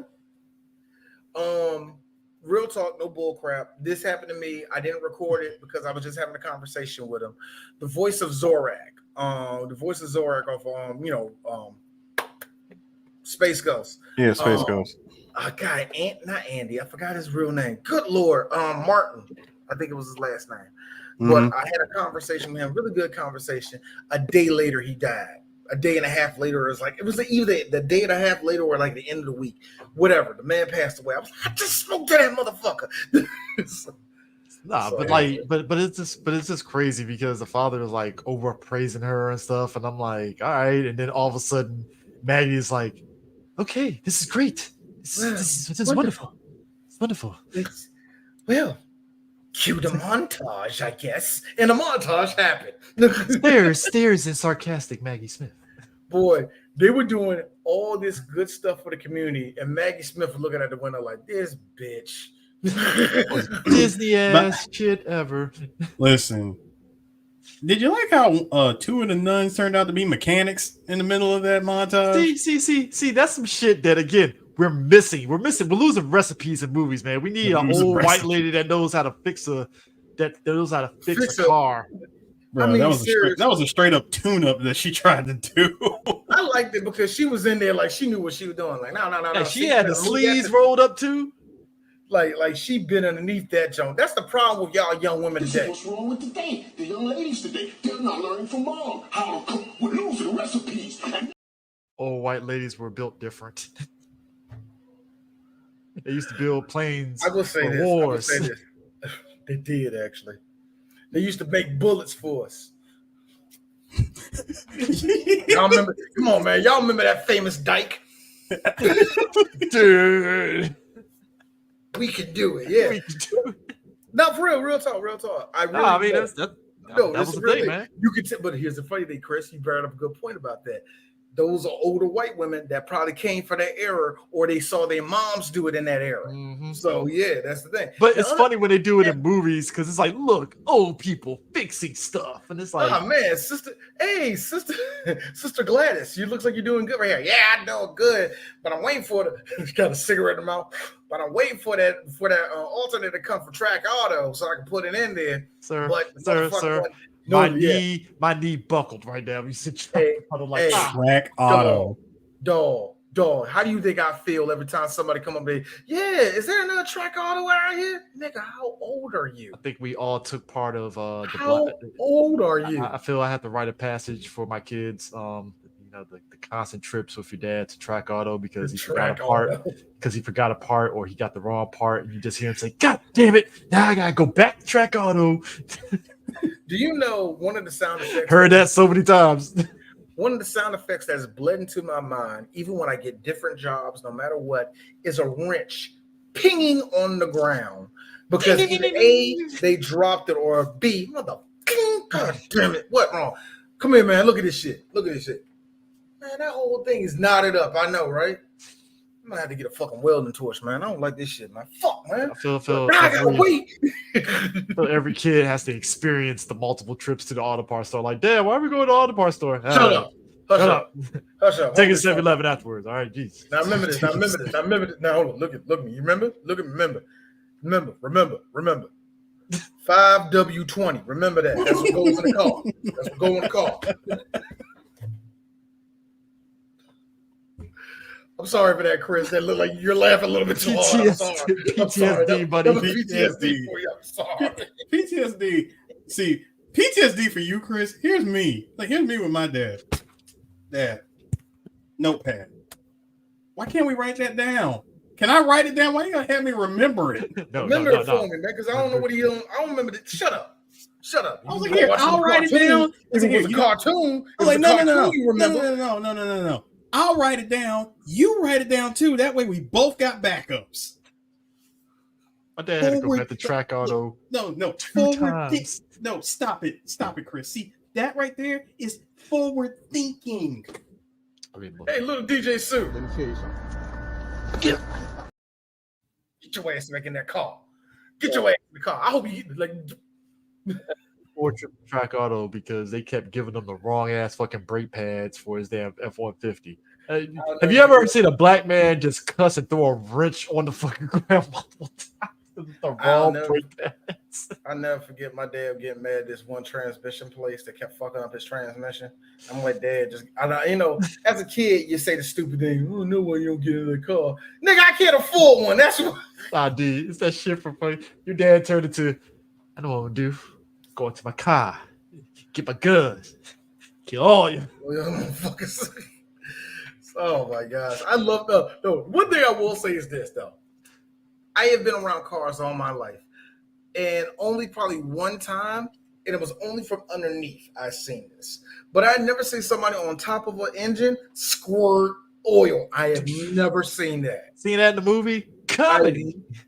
I never seen that in real life where somebody's turning a wrench and so now they gotta take off the whole nun outfit and put it in the washer. But the best part about like I said, Maggie Smith's just sad about the whole. Just like oddly upset. AJ Johnson's telling the girls how to dance and shit. It was a wonderful time. The best part of that was the other sister. Oh, she started going in with the dancing. Oh yeah, Peggy Hill. Yeah, the one white girl over exaggerated dancing, bro. That was, straight. It was so overboard that everybody was like, "Quickly, if we just quietly back away, she won't notice us." That one white girl that's dancing aggressively on Soul Train that somehow got in. Bro, she's dancing. No, listen, she was dancing. She trying to do her best, Rosie Perez, at the beginning, to do the right thing. Nah, it's not even that, dude. She was dancing. She was dancing like that second plate at the cookout was. Like, her life was dependent on that. Cookout. I have a second plate at the cookout here. Yay! I was like, I have a second plate at the cookout riding on this dance. They invited me here. I love the ribs. I am so shocked Tyler Perry. The monkey bread was just delicious. I'm surprised Tyler Perry has even. I like Joe Love Rice.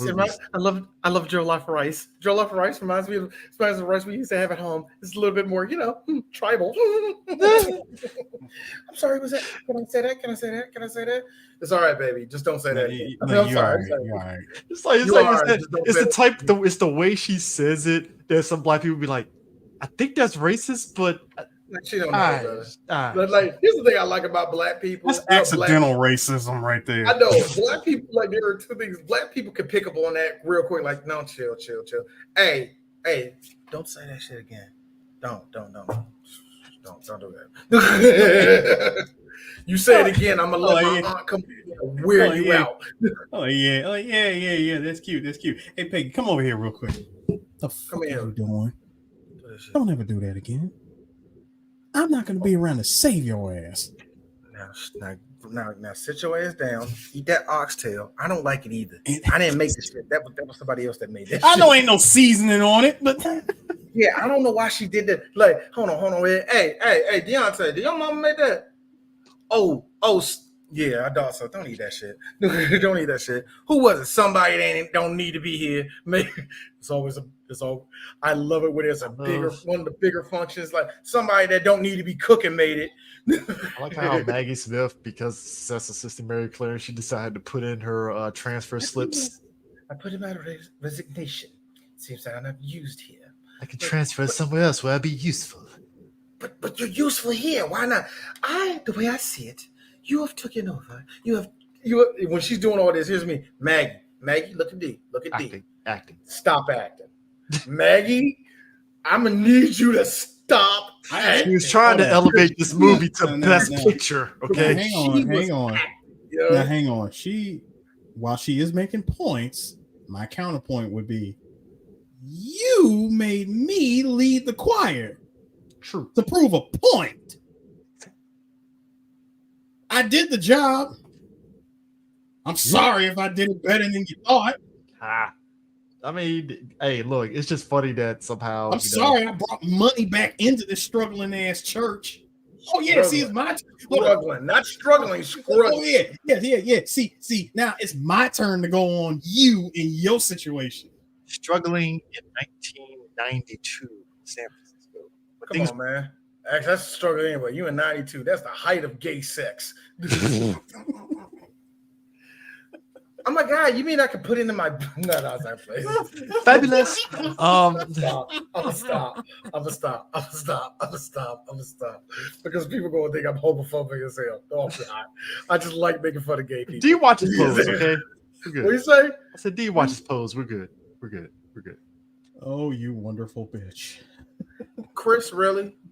Why would you say that? Why would you say that? What was the reason? What was the reason? I just explained the reason. What was the reason, bitch? I don't. Perfectly balanced. Shout out to Cardi in that scene having 50 earrings in her ear right there, Joe. I like how she came onto Love and Hip Hop and said, look at me, I'm the captain now. It elevated that show. I mean, made it legendary. And the second she left that show, I was like, fuck this. Yo, she came on with so much. Hi, my name is Cardi. And remember she still had a little bit of a list going on. And she was, you could tell that she's been broke all of her life. So there was something genuine about her. Like broke, drugging, and robbing niggas. But anyway, speaking of the comings and goings, smash and grab is what we call it. Eris is never going to let her duck. No, I'm not. I won't. Speaking of the comings and goings, Eris every time. 10%. We got one more time. Look, Chris. Greasy hairy niggas on my show. Look, Chris. Look, CJ. 10%. Okay. Anyway, speaking of buddy, 10%. 10%, buddy. Check it out, buddy. That's 10%. That's about 35%. You don't want me going 100. You do not want me going 100. It's 35%. Not even 30, please. That's not 35. 35 would be me wearing a shirt. Anyway, speaking of the comings and goings, much like Furiosa, isn't it funny how Harvey Keitel pretty much fucked off for about a good 45 to 50 minutes of this movie? It isn't until she was like, "Look, honey, the nuns," and then she's like trying to hide behind the baby and all that. There's that fucking black bitch. Hey. It's all good. Bro, gabagool. Eat a gabagool. First of all, Get a gobble. Shut up. Shut up your face. No. No, listen. Chill out. Here's a cannoli. All right, enjoy yourself. Listen, Bill Nunn figured it out and like, damn it. God damn. He's like, I'm gonna kill her. I put you in witness protection. At the same time, that does not mean that you're supposed to go out there and make a name for yourself. I didn't plan this. Well, we're going to get out next week anyway because, so the news came in. You got 1 week. You're going to be out of there. But we didn't mention 48 hours. 48 hours to before she gets out. Real quick, propaganda. So my man, after they find out where she's at, just says, "Fuck it, bill it to the fucking San Francisco Police Department, jetting the plane to San Francisco." And I'm like, Jesus, okay. So I didn't know cops could do that. Didn't know that. Hey, Chris, they kind of can't. It's a movie. It's a movie. Please suspend your disbelief. If it was a helicopter, I'd buy it, but I'm like, a whole ass Gulf plane. We're selling the helicopter for the nuns. Which they did. I mean, come on, man. Let it go. Let it go. It's a man rocking a bomber jacket. Speaking of which, there have been at least 2 scenes where, and this is one of them, where it's like, "Hey, Bill, do you like Whoopi Goldberg, nigga? I see the look of your eye." Where it's like, she ain't that much to. He probably made his move a couple times. Here's the funny thing about it. He shot a shot. I was asking that to myself. Think like you're an older man of that time. Would you want Whoopi Goldberg? I can imagine. Bubbles and James would be sure. I can imagine. Chris, stop saying old people things. My ankles are hurting. Stop it. I can imagine Bill Dunn like shooting a shot at Whoopi and going, "Hey, look, Whoopi, you can get Radio Raheem or the Dunn Man every night. It's your choice." I got the Christian brothers in the back seat.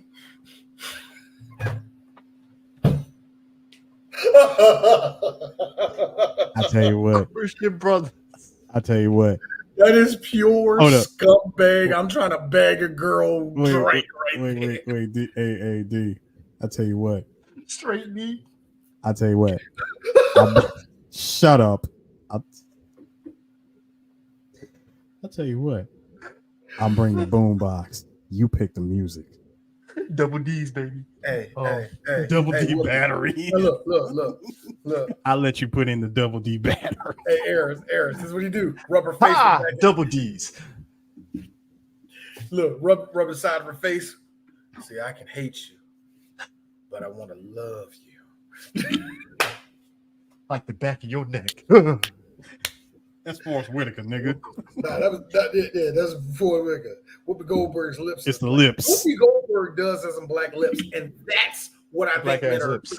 She got some nice black woman lips. I will give that to Whoopi. I said that in the movie. She got some nice lips.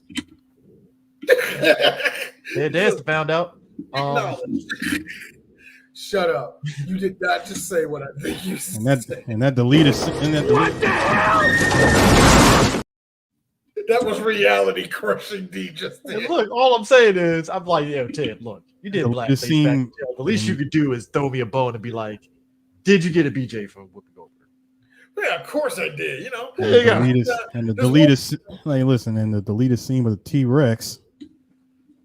Chris, it was just a kiss. It was just a kiss. First off, we do not condone bestiality. I said it was just a kiss. See,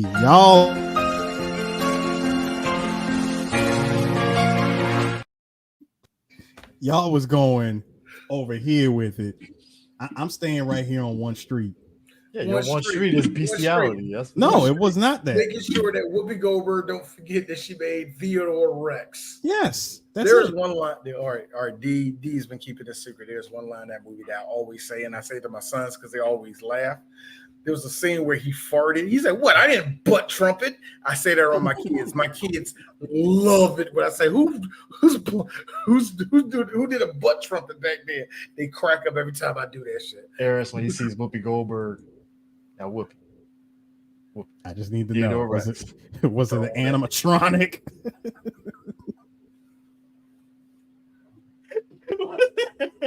Or was it a blue screen? Hey, yo, Ted Danson, look at me, Ted. That mouth, dude. How was the coochie?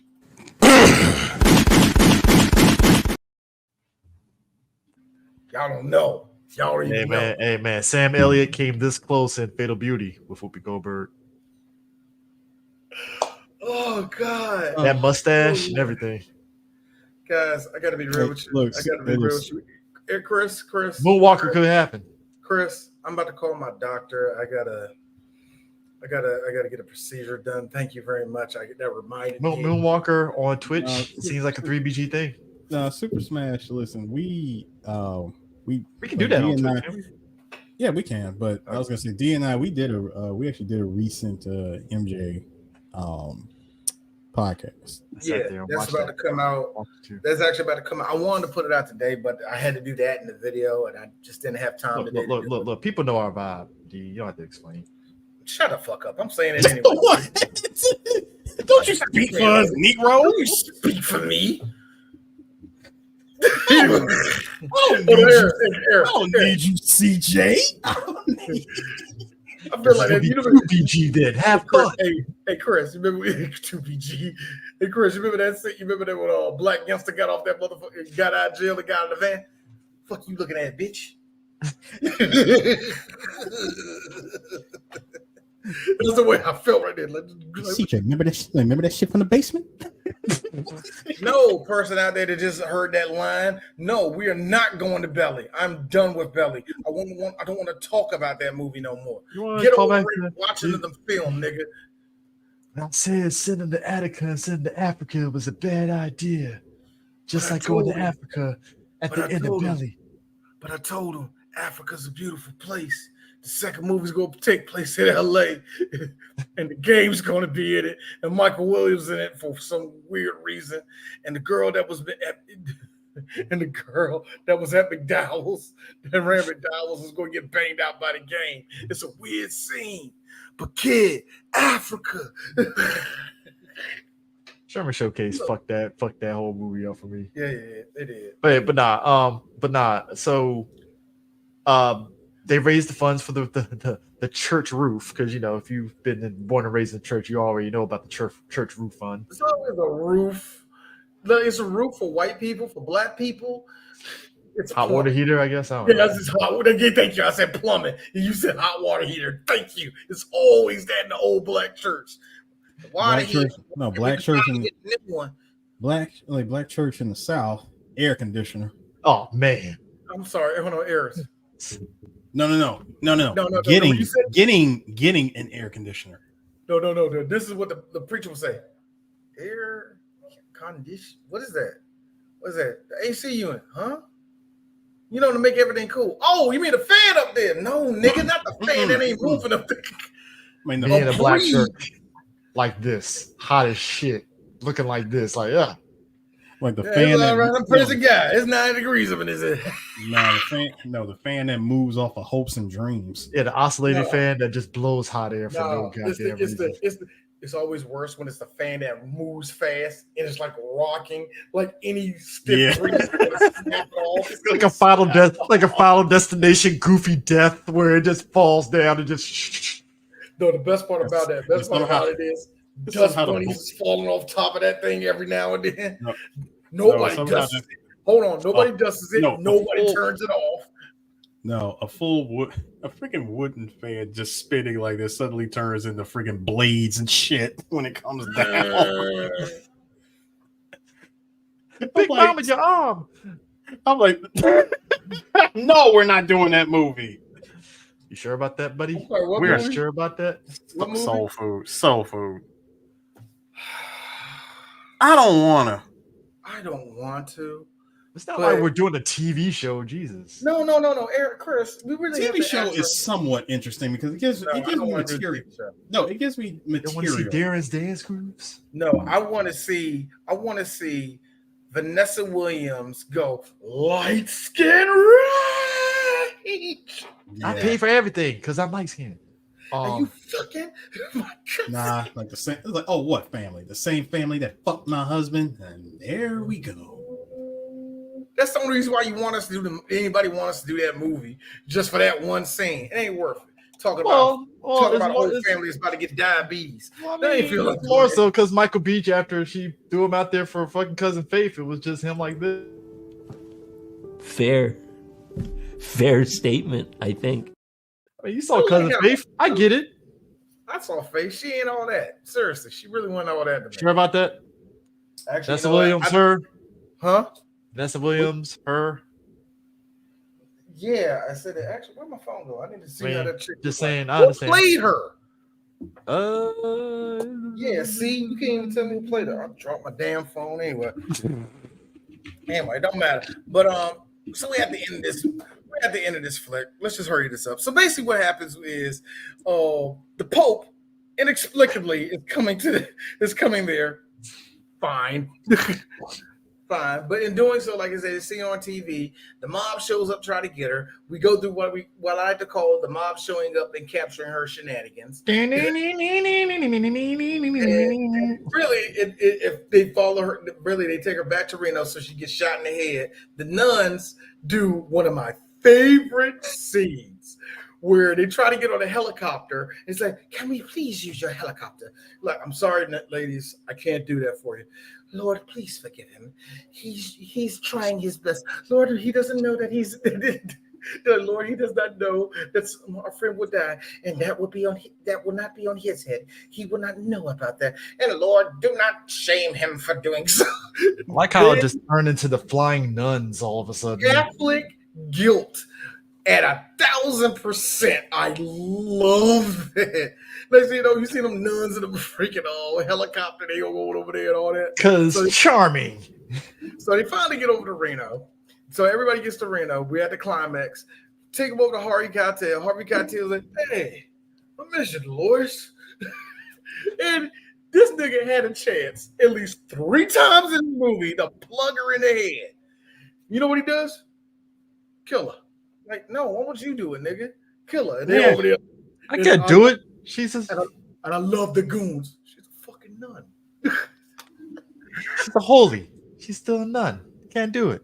Which is quite hilarious that they, they do even though they're the mob, they got to go off of religion. Like, what? I'm sorry, boss.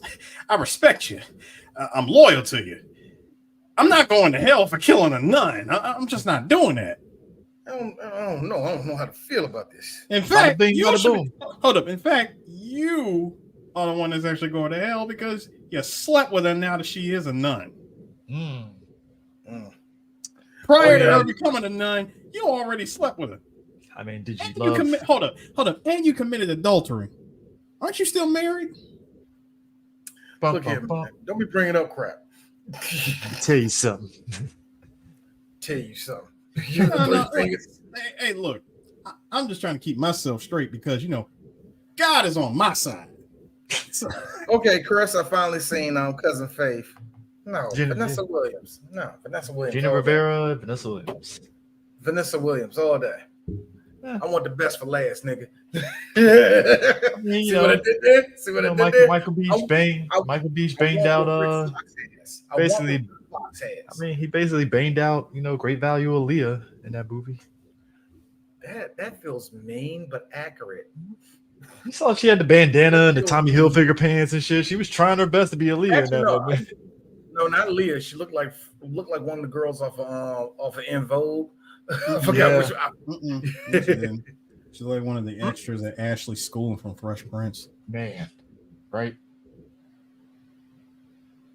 Pretty sure her and Tatiana Ali probably the same age too. I feel like I feel like that too. Ew, Michael, you're sleeping with 20-year-olds. Anyway, it's about right. What are you talking about? Michael Beach looks like he cheats on his wife anyway. Anyway, look, D. Look, D. Let's catch up on his state. No, D. He was honestly just preparing for the future. You know what I'm saying? Future generations. If I see that pug person and that guy who does not identify with his Saudi heritage, if you do not. Sir, he fully embraces it. I don't know what you talking about. What are you talking about? Embraces what? He acts like every white guy that has a podcast. I can't tell. Now, come on, G. Come on, D. Don't you get your head off my shoulder, nigga. Oh, this podcast. Did you love the shenanigans? Because you gotta insert holy jokes. That was funny. That was Because funny. you gotta put those little holy jokes in there. See, funny because she punched him in the nuts. The best part though, I got hey, I got 2 words for it. Like, sister, no. Bless. That wasn't a UP. You sure that wasn't a USA Network edit? No, that's what she said. That's what no, she I know said. she said it in the movie, but it felt like a USA edit. Like you can't Dude, say fuck you. But the best part came seconds before that. He's about to kill her. Bill Nunn through the double-sided door. This man with the aim of Officer Carl Winslow here. Yeah, grazing him, not killing him. But you know what? whatever. Done to that window.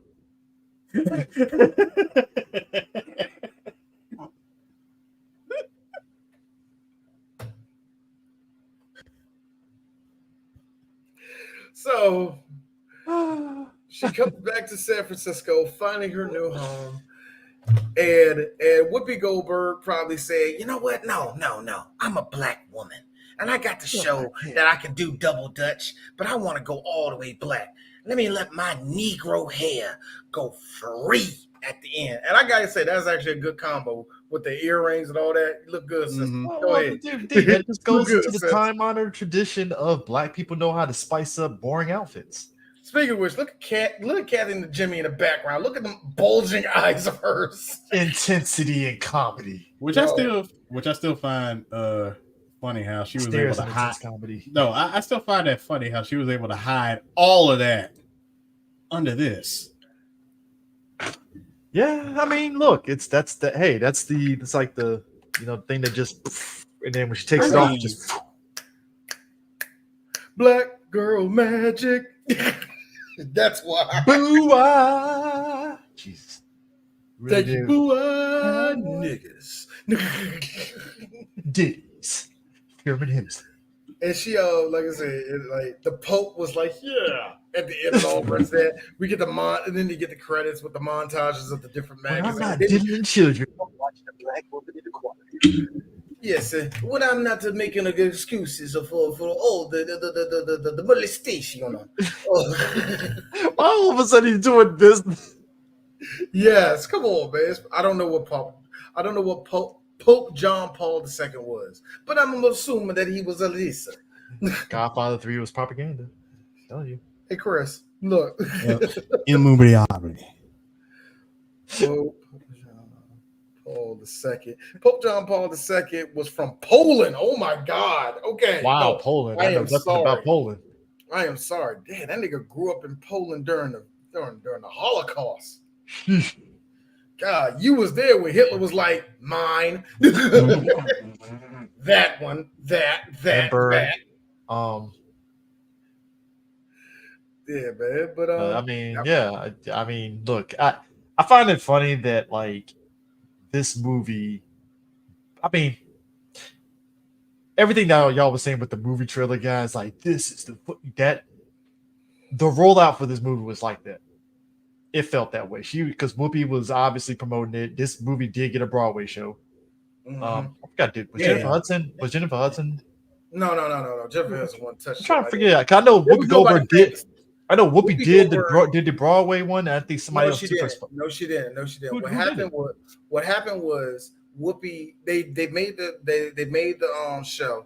Whoopi would later on come back as the Mother Superior. Okay. A short amount of time when the show did. She did probably 10 shows or whatever, but she did it, and that's kind of cool. I actually think that's kind of cool. I mean, yeah. I mean, it's, but just the rollout for it and just.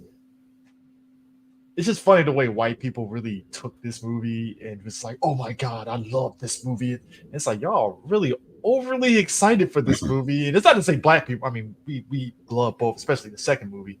But like, white people really ate this movie up.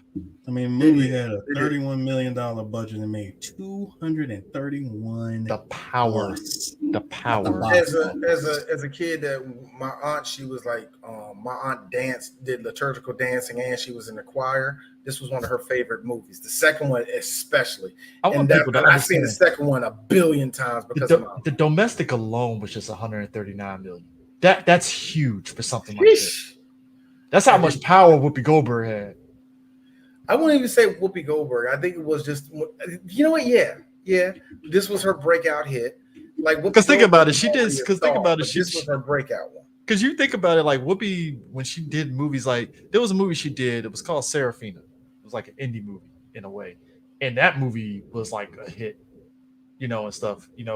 For an indie movie, it made like close to $10 million, which was big for that kind of movie and stuff, because it was just one of those, again, a movie about apartheid and the uprising that was happening during that period of time. But like, it put eyes on that movie because Whoopi Goldberg was in. Mm-hmm. She wasn't in Ghost of Mississippi, was she? Yes, she was. Yes, she was. Yeah, she was. She was in Ghost of Mississippi. She was the wife. She was the wife of Medgar Evers. Yeah, Medgar Evers' wife in that movie. Yeah. She was actually good. That was good. Did she get a nomination for that?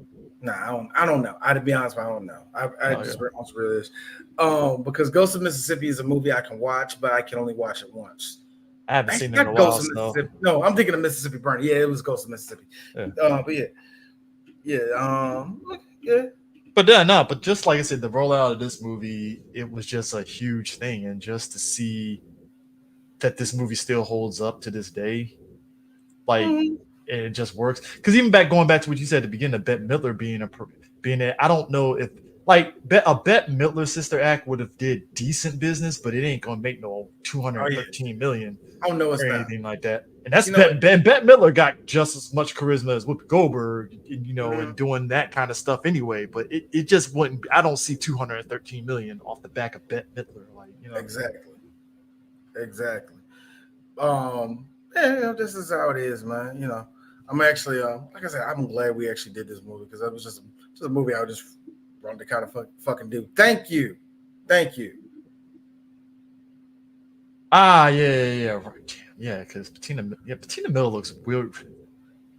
Her playing Rock and Power is like, and then when she's outside of that persona is like night and day difference. We missed this one. Thank you. Sinead O'Connor. Look, man, I will give Sinead O'Connor this. She stood 10 toes down with the smoke every time. Like, let God consistency. God bless. I mean it, and I mean it from my deepest part of my heart. Sinead O'Connor, I don't know her songs. I don't, but nothing. I know who she is, and I know how powerful what she did was, and I loved how she never budged off that. I love Sinead O'Connor. I really that was Bret Hart levels of like Goldberg. That's Goldberg. She came out was like, "Yo, fuck the Pope." I'm like, "God damn, bro." I'll still never forget when was it Sinead O'Connor who came out and said, "I'm just gonna be honest, Sword's bullshit." Yeah, that was her. Yeah, because she was still like, "I'm protesting right now. Fuck, I want this award." She's like, this is bullshit. And I'm like, yo, she didn't care. I'm like, son, do you realize that you just got an award off of a hit that was written by Prince? Well, to be fair, sir, it's an MTV award. Nobody cares about those things. Hey, look, MTV at the time, sir. This is early 90s MTV. People gave a shit. Fair. You're right. I'm thinking present day MTV. Yeah, you are really thinking present day. Yeah, sir, you really are. Okay, so DJ Sue, I'm going to let you choose first in this. I mean, not choose first, but I need you to give us so what we're going to do. Okay. Action, a bad movie, or do another comedy. Let's go action. Okay. Let me see which ones I got. Boom. And boom. Chris, 1, 2, or 3? 2. 2? You want to go with 2? We are going to the country that Eris used to be in, Japan. We're going to the city that he used to be in, Tokyo. And you know what we're about to do. DJ Sue. Turn on that X on. Give me the keys to the RX-7. Do do do do do do do do do do do do do do do do. Fast and the Furious. We still got 8 more movies to go in this freaking series. Tokyo Drift, my low-key dark horse favorite movie of all time, or as I like to call it, Initial Diesel. I hate every second of this movie. Hold on. I hate every second of this movie. I think it's unfair, but here's the thing. I think it's unfairly shitted on, though. Oh, absolutely. But it's unfair. The movie goes from an A in my book, and then it goes to a B+ because they threw on that fucking Yakuza plot. So it's like, fuck, you were almost great. You were almost there. Chris, you were there. What other plot? Hold on. What other plot in 2006 would make sense at that time, Chris? Hold on, Chris. Fun thing for me, that thing went from a D-. Then you put the Yakuza in there. All right, D+. Let's go.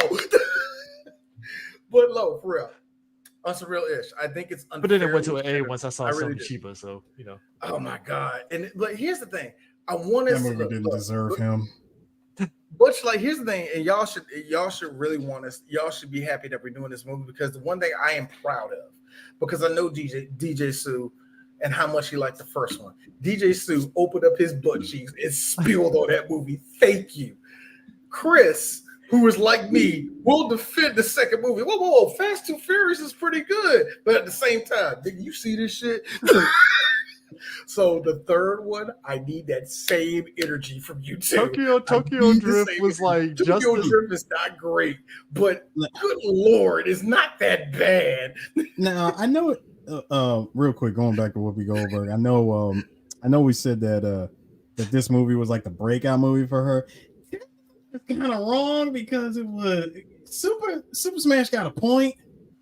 Yeah, see, it was Ghost. Okay, so here's the thing. It's Color Purple, Ghost, and Sister Act. Those are three big hits. Because it's like, you know, dramatic acting with Whoopi Goldberg when Color Purple, obviously, right? And then when you get to Ghost, it's like the drama comedy. But she's acting, right? She's acting, you know. Still, she had a string. She had a string of modest hits leading up to that. After, yeah, that's the thing. It's just you stringing it together. Because if you think about it, even before this, I mentioned it earlier, Fatal Beauty. That was her kind of doing the action sort of vibe and stuff. Jumping Jack Flash, another one. You know, so it's like, I think this was where she at least I feel, once she dipped the toe into that comedy and stuff with Ghost a little bit, and then now that's when she found her lane. Like, you know what? This is my lane. Comedy. This is where I was going in the first place. Yeah, action's cool, but like, what was the other movie she did? And actually, Made in America. No, it's one of my favorite underrated Whoopi Goldberg hits. Hold on, real quick. It's God. I am. Oh God, I keep forgetting the name of that John. Hold on, where is that? Movies. It's underrated as hell, yeah. It's Fatal Beauty. The Associate. The Associate. Yeah. The Associate is monstrously. I kind of like underrated. Eddie a little bit too. I didn't like Eddie. It's actually not a bad movie, but I didn't like it. It's very Disney-fied in a way. I like it because it's one of the few PG movies where we got a line like this. Hey, fuck you and the horse you came in on. PG. They were allowed one fuck at the time. Yeah. And yes, Karina, that's the movie she did with Ray Liotta. Yeah, Ray Liotta. Yeah, that was a family picture. But getting back to drifting American cars on the mountain slopes of California. Sir, we put skylines in fucking American muscle. All right, that's what we do. Sir, that was if I'm not mistaken, I do believe that was an SR20 motor. Yeah, SR20 motor in a muscle car. Mines exploded. Or then again, no, I'm sorry, it was an RB26. Never mind. RB20, it was the R34. Yeah, it was it was a GTR motor. Mm-hmm. I really got to watch that ending one more time, man, because I remember him getting off the mountain. Next thing I know, Vin Diesel was like, "Yeah, good." Hey, Han was driving American Muscle. Driving American Muscle back when he was rolling with me. And then that's when Bow Wow, Bow Wow No, I'm shaking my head at the first sentence. I will always do that to anybody that says that. Look, here's my thing. Oh, Bow Wow. Fun fact. Bow Wow. No, fun fact. As much as I shake my head, me and DJ Sue, if we had tickets to go see Bow Wow versus Soulja Boy, first ones. Let me tell you something real quick though. Bow Wow. This is about to be the dumbest thing we ever gonna see. I don't know if D will. I don't know. Hey, DJ Sue, what's up with your shirt? This is the biggest shirt I got. We are stopping to the big and tall store and giving you a 6X white shirt. What is your problem? You are not embarrassing me. I don't know if you guys will agree with me on this, right? I felt like Bow Wow in movies was fine, and I always looked at him like, okay, you're competent, Bow Wow. You don't need to do any more music. You don't. Can we not? He still wants to be respected like his Uncle Snoop. That's not his uncle. Yes, it is. Come on. Strike one. Like me. I want to do something with Cash Money. Like me. I dated Sierra. You don't like me anymore? I did side to side with 3.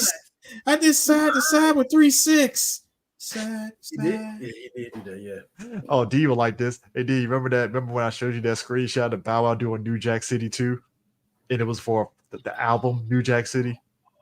No. You got that wrong. See, he made, God, was it 2 or 3? I don't know. Those were mixtapes. It was New Jack City. And that was when New Jack City got a revival for like 20-year anniversary or something. Yeah. He was all like, yeah, I'm hard now. Forgetting that we seen him in Like Mike. We seen him in Roll Bounce. And also, when we do this, no. Seen him in a bit part in All About the Benjamins. Yo, and that being said, no, his name is Shadrick Moss. We call him Shad Moss. I refuse to call this man who is touching 40 Bow Wow. That is not happening. Oh, his name is Twinkin. Ooh. Yeah, that is his name. Chris, are you trying to have those problems with that little ass nigga? Nope. What is he gonna do? What is he gonna do? I just get Eris to beat him up. He's gonna make a diss record about the freaking assist button from Marvel for me. Out for. I love how Eris is like this. I'm not fighting in this. What you do? Toss Eris, be like the Yakuza. D knows this. Remember that shit in Yakuza, I think 5 or whatever, where somebody throws zero. That was zero. Yeah, that was they zero. throw a weapon for you to help out with, and it's just like that's me throwing a weapon to Eris. My favorite one was my homeboy who was trans. The mom was she like, mwah, and he throws like a frying pan. You catch it and pop somebody up there. I love how the Japanese still write gay people stereotypically, but they do it fantastically. But it's funny because Yakuza. It's like I told y'all earlier today. Comedic effect. So that being said, next time you hear from us, we're going to be talking about cars. And this is probably the last time in this series we're going to be talking about cars. And also me talking ad libbing on how I like the Teriyaki Boys and then realize their limits immediately. Chris, this is a dude that tried to make Teriyaki Boys a thing. When I got to track number 3, this is gonna be hard. Yeah, this is going to be a hard sell. No, see, for me, I was the only one who I heard Tokyo Drift, and I said, I don't need to go no further. This is me after listening to their debut album because I still love her, and this is me talking to D trying to convince him. Come on, D, the album is fire. Come on, Kanye was in it, D. Kanye was in it. D looking at me like you lost your rabbit ass mind. No, me looking at you like this. Why are you gay? I legit, as soon as I heard Tokyo Drift, I said, yeah, song is cool, but they peaked. That was peak. I mean, this is it. I don't think it's getting, I do not think it gets any It's Tokyo better. Drift. It's Tokyo Drift. I Still Love Her, and then there's everything else. I make fun of Fort Minor.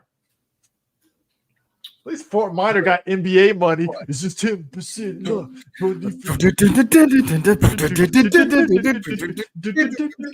Next to the NBA on TNT. Tokyo Drift, not so much. Not so much. God. But anyway, see y'all people next week. I love him. I love him. I love him. I really, really love him.